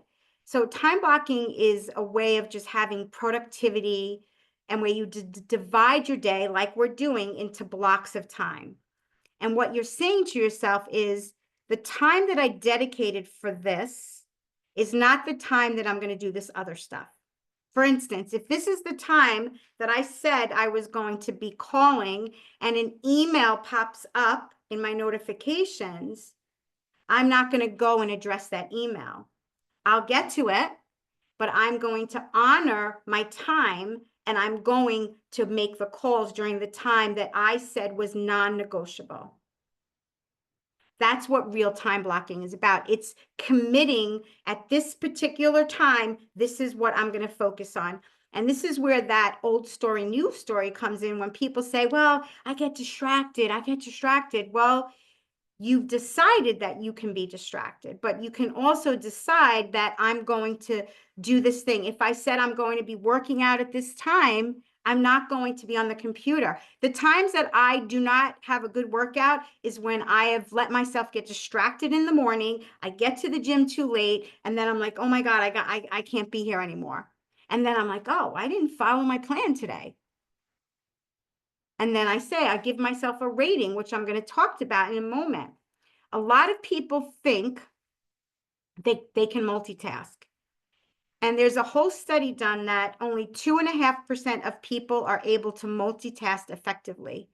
Most multitasking results in 80% less productivity. So if you think you can multitask, you're probably not doing as well as you think you could do. And it's called context switching, where people think they can go from one task to the other, and usually they're dropping the ball somewhere. There's very few people that can do it very well. So DYD is minimizing the outside distractions and is honoring your musts. That's ultimately what it is.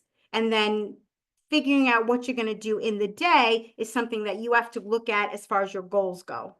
And if you're newer in the business, your manager is going to say to you, hey, this is what other people that are successful, this is what they do. If you've been in the business a while, then you could say, what has worked for me and what do I need to change?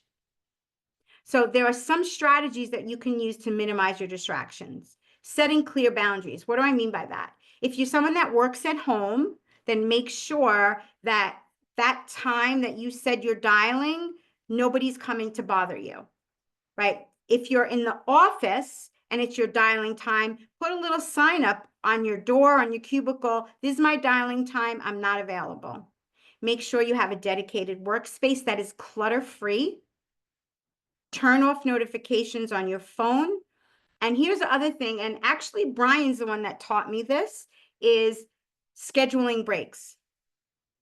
When you decide that you're going to follow your DYD, you do have to give yourself a little break. Now, some clients are very good about looking at a video that makes them laugh and then getting right back to work.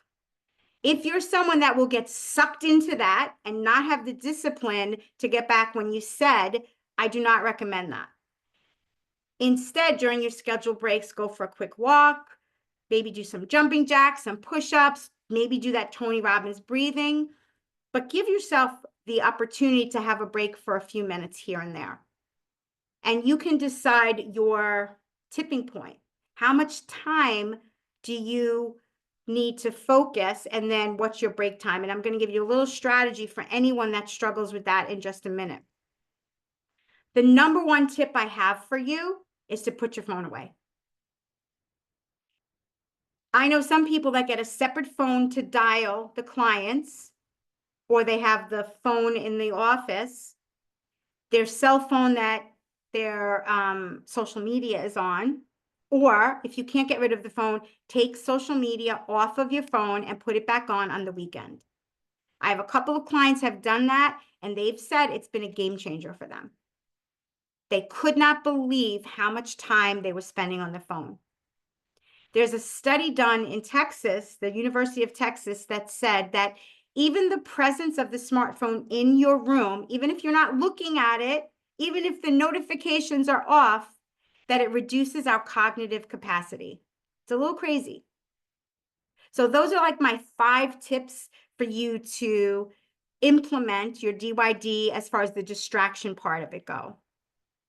I'm kind of going through some of this really fast now. I would like to get input from you, but I want to get to the other stuff. So I really apologize. I feel like I'm talking at you, and I'm trying not to do that. The insider tip I have for you, it's called the Pomodoro technique, and I'm going to tell you this really fast. A lot of people that are drawn to sales have a little bit of executive functioning issues. And what that means is they get very distracted very easily. So you can call it ADD, ADHD, the label doesn't matter to me. If you are someone that struggles with that, the Pomodoro technique has been proven to work. And I've had clients that do it. You get like a little kitchen timer. You select a task that you want to work on. You set the timer for 20 minutes and you only work on that task for 25 minutes. That's called 1 Pomodoro. Then you take a 5-minute break. And then you go back and you do it again, 25-5. And you do that 4 times. Then after 4 Pomodoros, you take a bit of a longer break, 15, maybe 30 minutes. Now, let me be clear. This is only for those of you that really struggle with attention. If you are not somebody that does that, and for me, if I were to take a break every 25 minutes, I would not like that. I would feel I would get, my flow would be thrown off completely. This is only for the people that I've worked with that have said to me, I really struggle with not being distracted. And using this method has helped them because we've really squished down their time that they expect to be distracted. Does that make sense to everybody? Can you put it in the chat? That makes sense? Yes? Oh, Mel is here. I didn't know Mel was here. Hi, Mel. Because I can see his picture. I didn't know Mel was here. Okay, so we're still in your DYD, and quick review, morning, middle of the day, time blocking, just keeping distraction, having your musts. Your musts are what you get your DYD is how you get your action plan. And then at the end of the day, we do a quick review. That is in your workbook, your little workbook there, and it's called your daily, weekly reflect and review.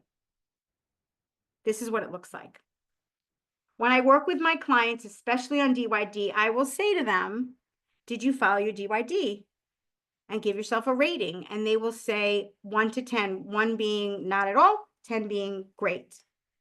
Most of them never give themselves a 10 because they're such high achievers. Whatever the score is, then the question is, why did you give yourself that score? Did you follow your musts for the day? And they might say, well, I followed 2 of my 4 musts or 2 of my 3 musts.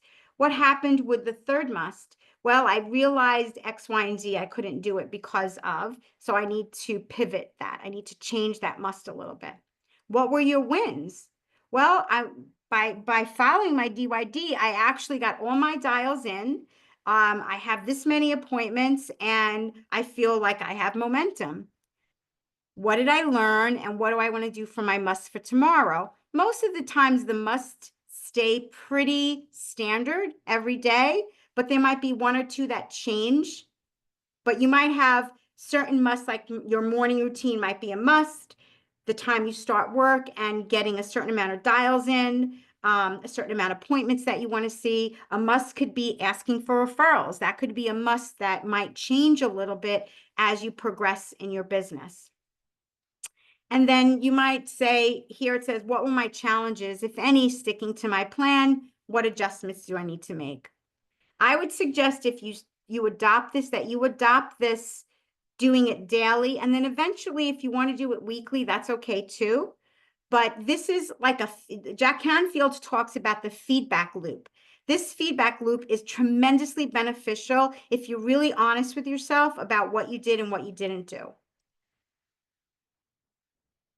So in your book, you'll have your design your day for success. You could start writing down your non-negotiables, your musts. That becomes your action plan. Does that make sense?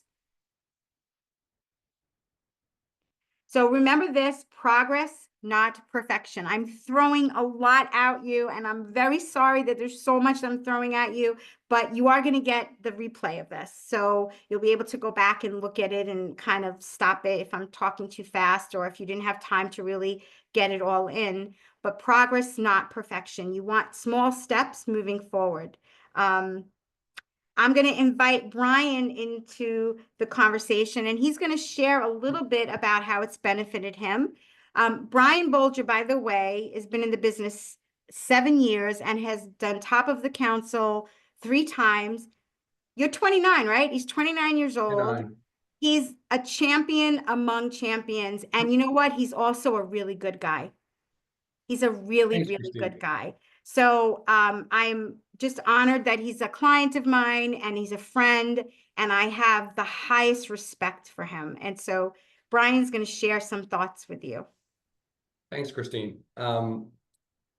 So in my opinion, excuse me, this business is all about the biggest fundamental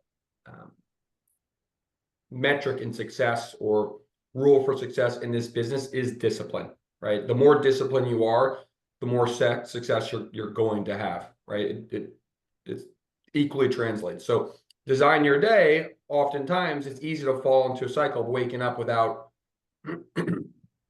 enough structure, right? Constantly wondering what to prioritize and when to tackle specific tasks, right? Which task should I do and why? But Design My Day helped me to create a meticulous structured routine that's, again, propelled my success in a lot of ways, right? So my routine now is incredibly consistent. I wake up at the same time, go to sleep at the same time, I eat around the same time, I exercise at the same time. I get to my desk at the same time in the morning, I log off at the same time at night, roughly. I know how and which tasks to prioritize and how that's going to set the tone for my day, right? And while no 2 days in this business are exactly the same, having the roadmap just helps me stay incredibly focused and efficient, right? And it will boost your activity and your proficiency way more than you realize. And the structure not only saves you time, but also drives results, right? Time, it's hokey, but time is money. And when we use our time wisely, we create more opportunities, we generate more revenue, and we set ourselves up for long-term success. So, and no matter how I feel on a given day, the routine ensures that I'm always moving towards my goal and I'm staying on task. So it's been incredibly helpful for me just to time block my calendar, know exactly what I'm going to do every hour of my day. And it's given me way more structure and again, boosted my business to a level that I never thought I would reach personally. So if there's anything in the presentation that's to take note of, I think it's this section. It's been very, very helpful to me personally. Thank you, Brian. Everybody give Brian a hand. Thank you, thank you, thank you. Brian is very humble about what he does. He is so disciplined in everything that he does. And he's always monitoring his progress. He's always monitoring his results. No matter how well he's doing, he's like, I could do better. I can be better at this. He did not, I remember when he first made Top of the Council, he's like, I don't want this to be a one-hit wonder. Remember that, Brian? I don't want this to be a one-hit wonder. And all the things that he did to get there, he just continued to do. And then he made adjustments. What was working, what wasn't working. When he needed to, I remember this, find a new market, he was very intentional about who he was going to call. It wasn't just random. He wasn't going to randomly make decisions about who to call, how to call. He knew what he was going to say. He says the same thing all the time, but he doesn't sound like a robot. So he has perfected that cold calling. He has perfected who to call and identifying who to call. And no matter how much business he has, Brian, do you still do 500 to 600 dials a week? Yeah. That's a lot of dials. 500 to 600 dials a week. Has there ever been a week that you haven't done that? Probably, but for the most part, no.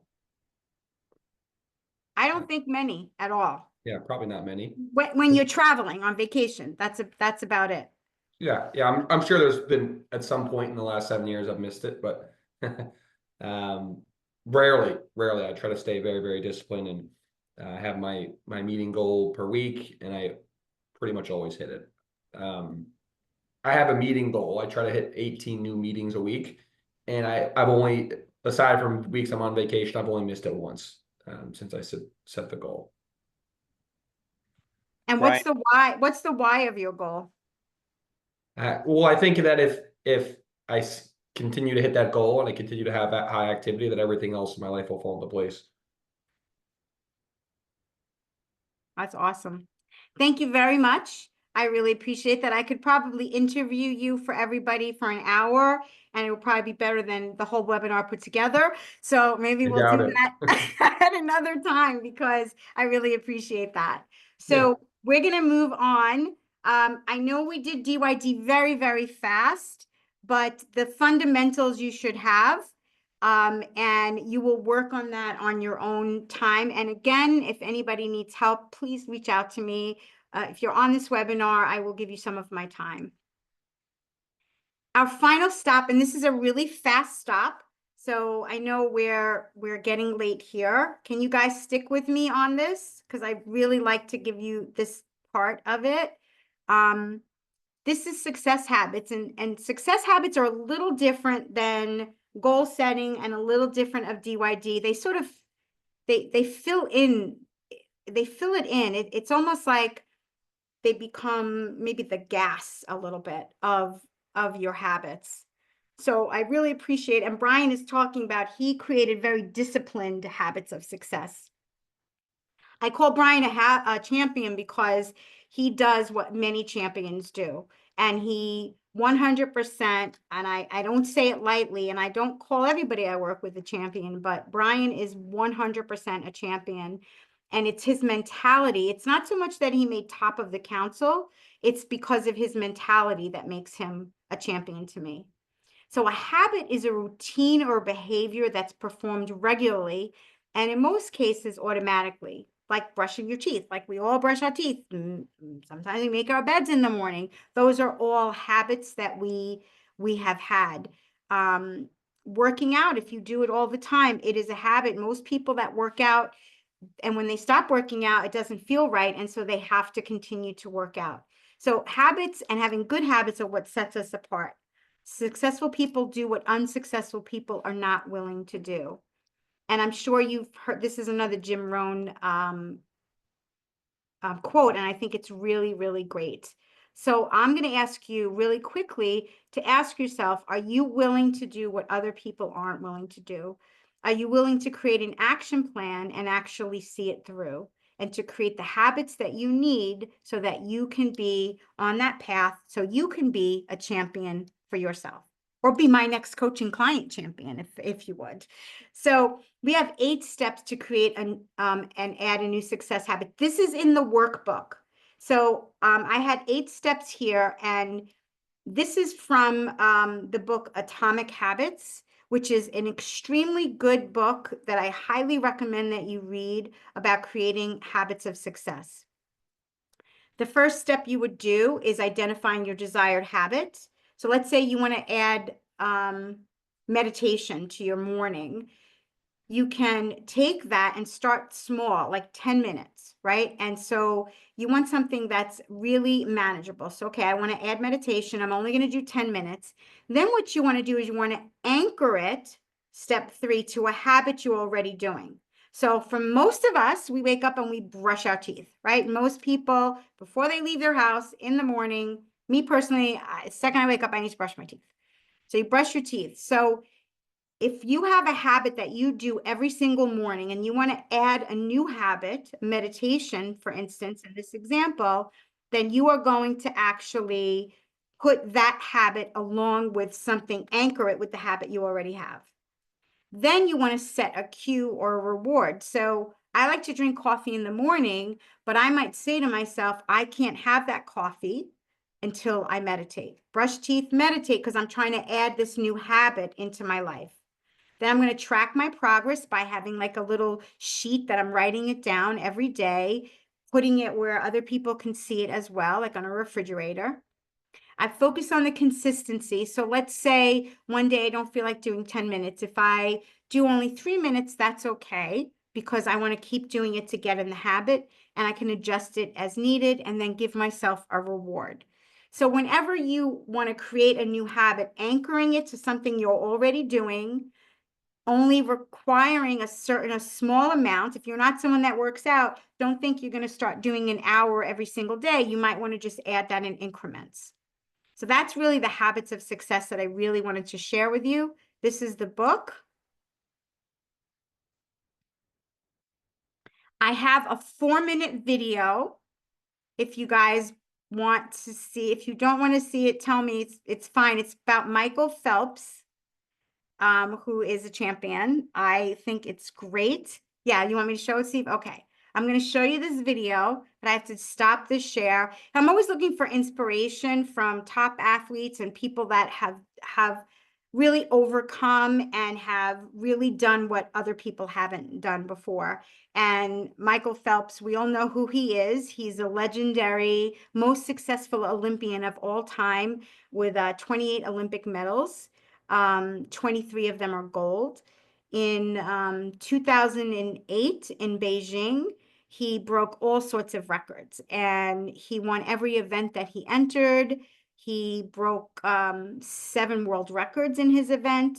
And I think he set all sorts of other records in that. So Beijing was like his big thing. So I'm going to stop this share, and then I have to share a different screen. Oh, now I see everybody. That's pretty cool.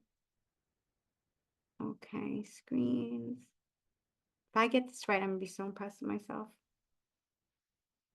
When I said I wanted to win 8 gold medals, basically half the people in the swimming world thought I was absolutely crazy and nobody could ever do something like that. Can you see that? Okay, sorry. But for me, I was somebody who believed in it and somebody who believed in the process of getting there. I knew it wasn't going to happen overnight, like I said before. But every little small thing that we did was a small stepping stone in order to even be able to have that chance and that opportunity to do what I did in 2008. So, when I say from 2002 to 2008 was basically trial and error. So for me in 2002, that's really when I started amping up my event schedule, where I was swimming 4 to 5 individual events and having a couple relays at Pan Pacs, World Championships, major international competitions throughout that time frame. Because at that time at the Olympic Games, that's that's where I think the real truth comes out. Because I think there are a lot of people who are very talented who can make it there. There are very few people who can deal with the pressure and the stress that happens when we're there. So that's why I say we had to make sure that we were physically, emotionally, and mentally ready, because I had to be ready to be able to kind of manage my emotions through that week. Yeah, winning a gold medal is absolutely incredible. There's nothing better than standing on the podium listening to your national anthem play after you had just won a gold medal. But for me, I'm somebody who I knew that I had 7 other events after the first day. So I have to throw that in the back of my head. I got to throw that race out, even though if I, even like in 08, I broke a world record, won gold, won my first gold medal. Like, I was like, cool, like things are starting really well. So I have to put that behind me to then get ready for the next race.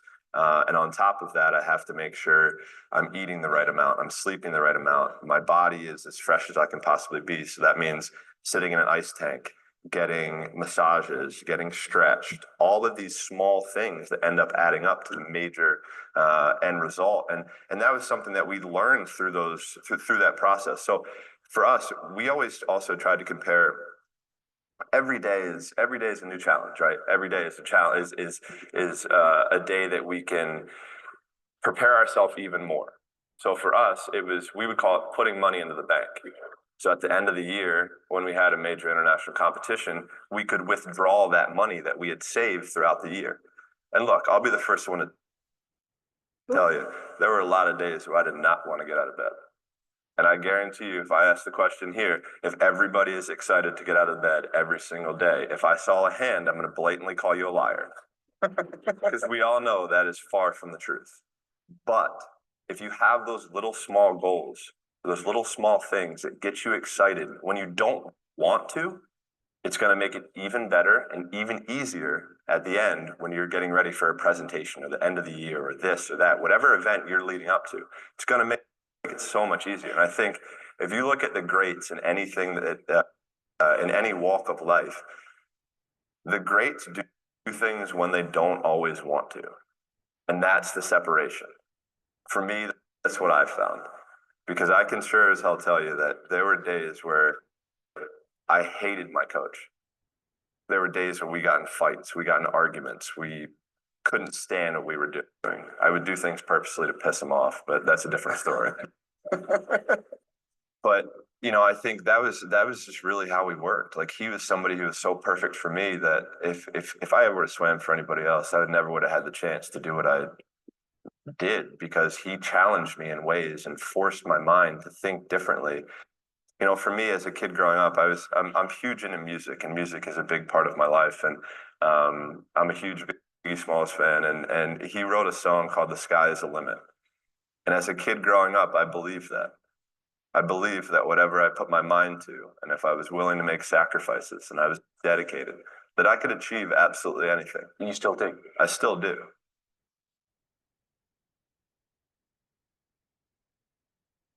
I hope that you guys liked that. Let's see. Michael Phelps is the most. I'm going to get back to the webinar. Was that good? Michael Phelps is amazing. Really good. I find him to be amazing. I'm going to get back to my other screen now. We are almost done. Okay. Are you seeing something that says success right now? Good. So the reason I wanted you to hear the Michael Phelps video is if you heard the words he was using, did you hear the C's of success in his story?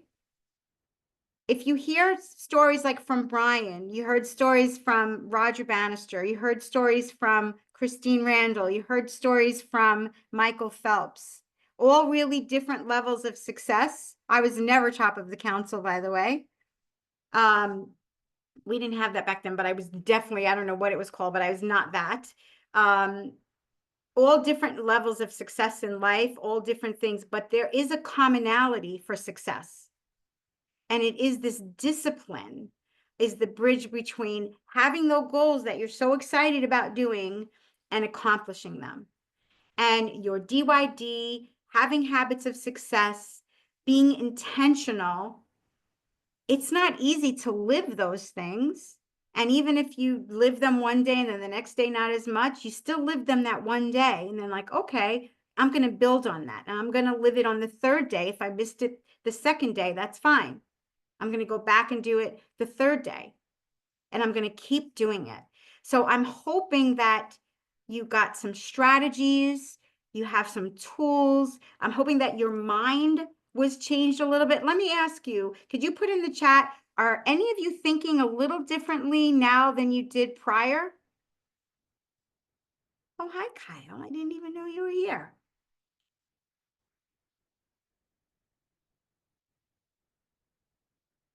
That's awesome. Oh, I'm so glad. So I met that goal. There's one thing that I want to share with you. We're almost done.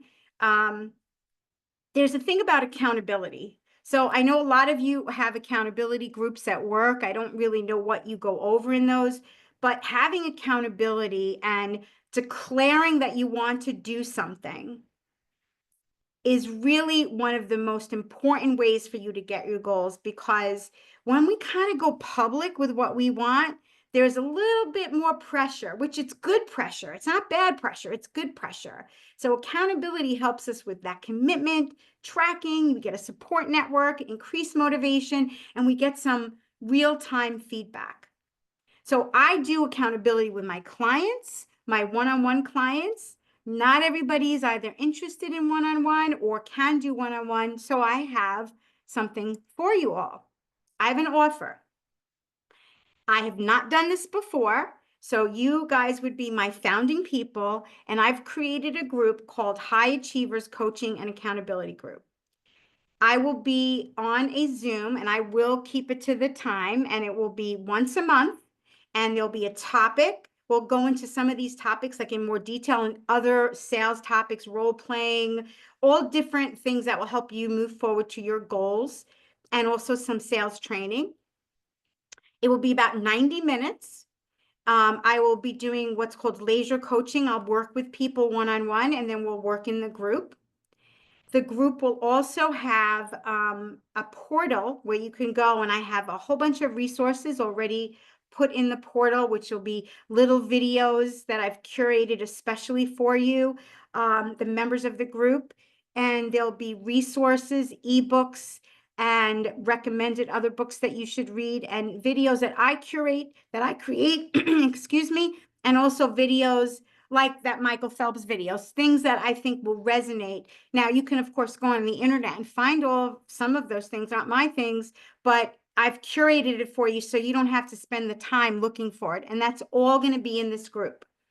Weekly accountability. So every week you will come into the group, and either Sunday or Monday, you will declare to the group, these are my musts for the week. That's going to be the game changer right there. And it could be your business must, or it could be a personal must, whatever you want. The group, you can use the group in any way that you want. And then we will be giving you feedback in the group. So I'll be going live once a month, but the feedback will be continuous throughout the month. Also, and only for this event only, and I'm going to have guest speakers, and we're going to have challenges, monthly challenges.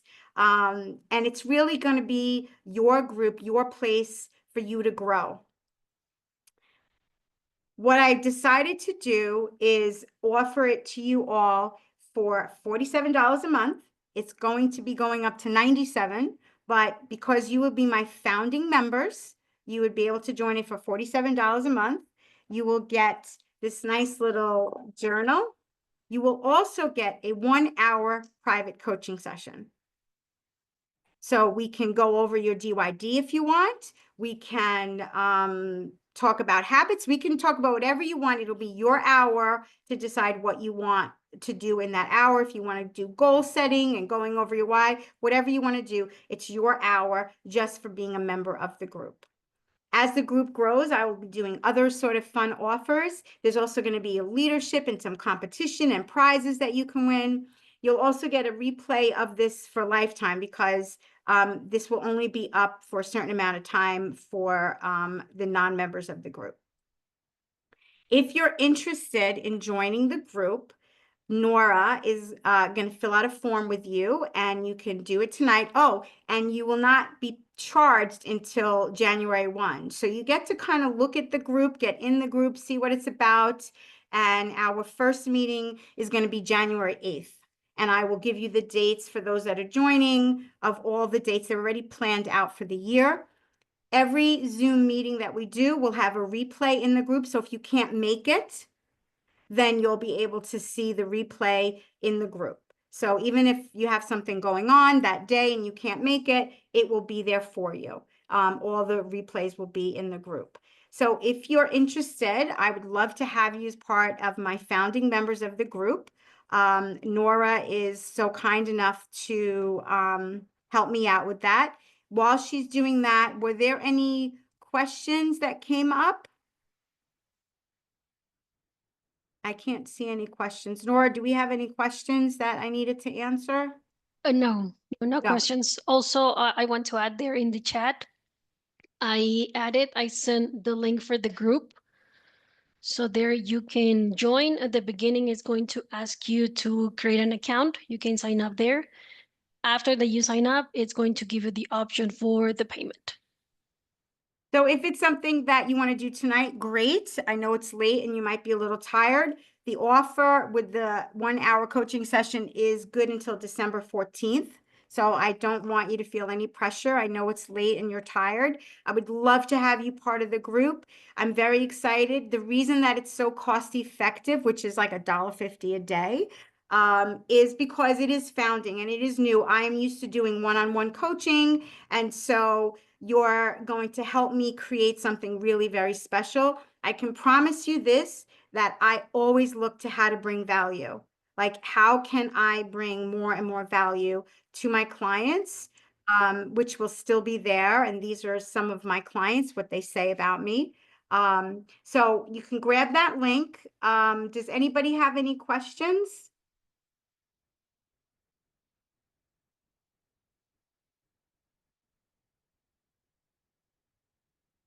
No? Okay.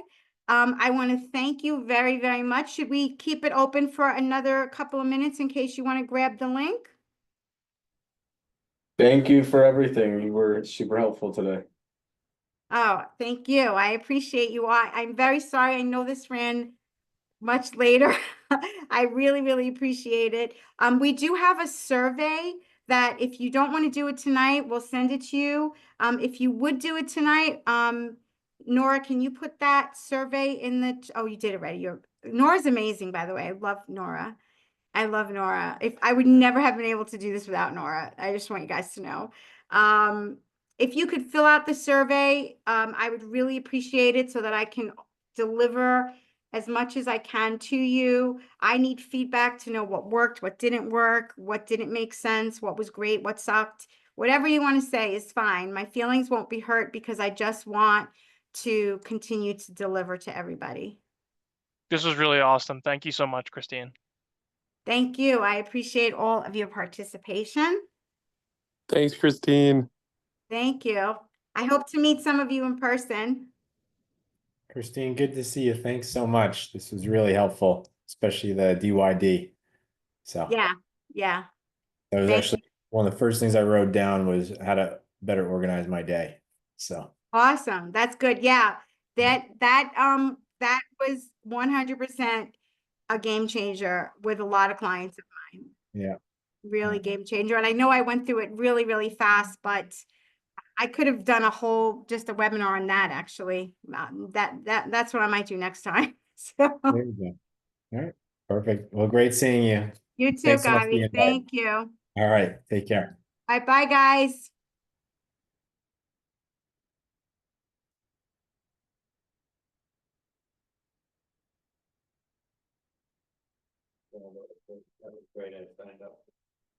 He did? That's great.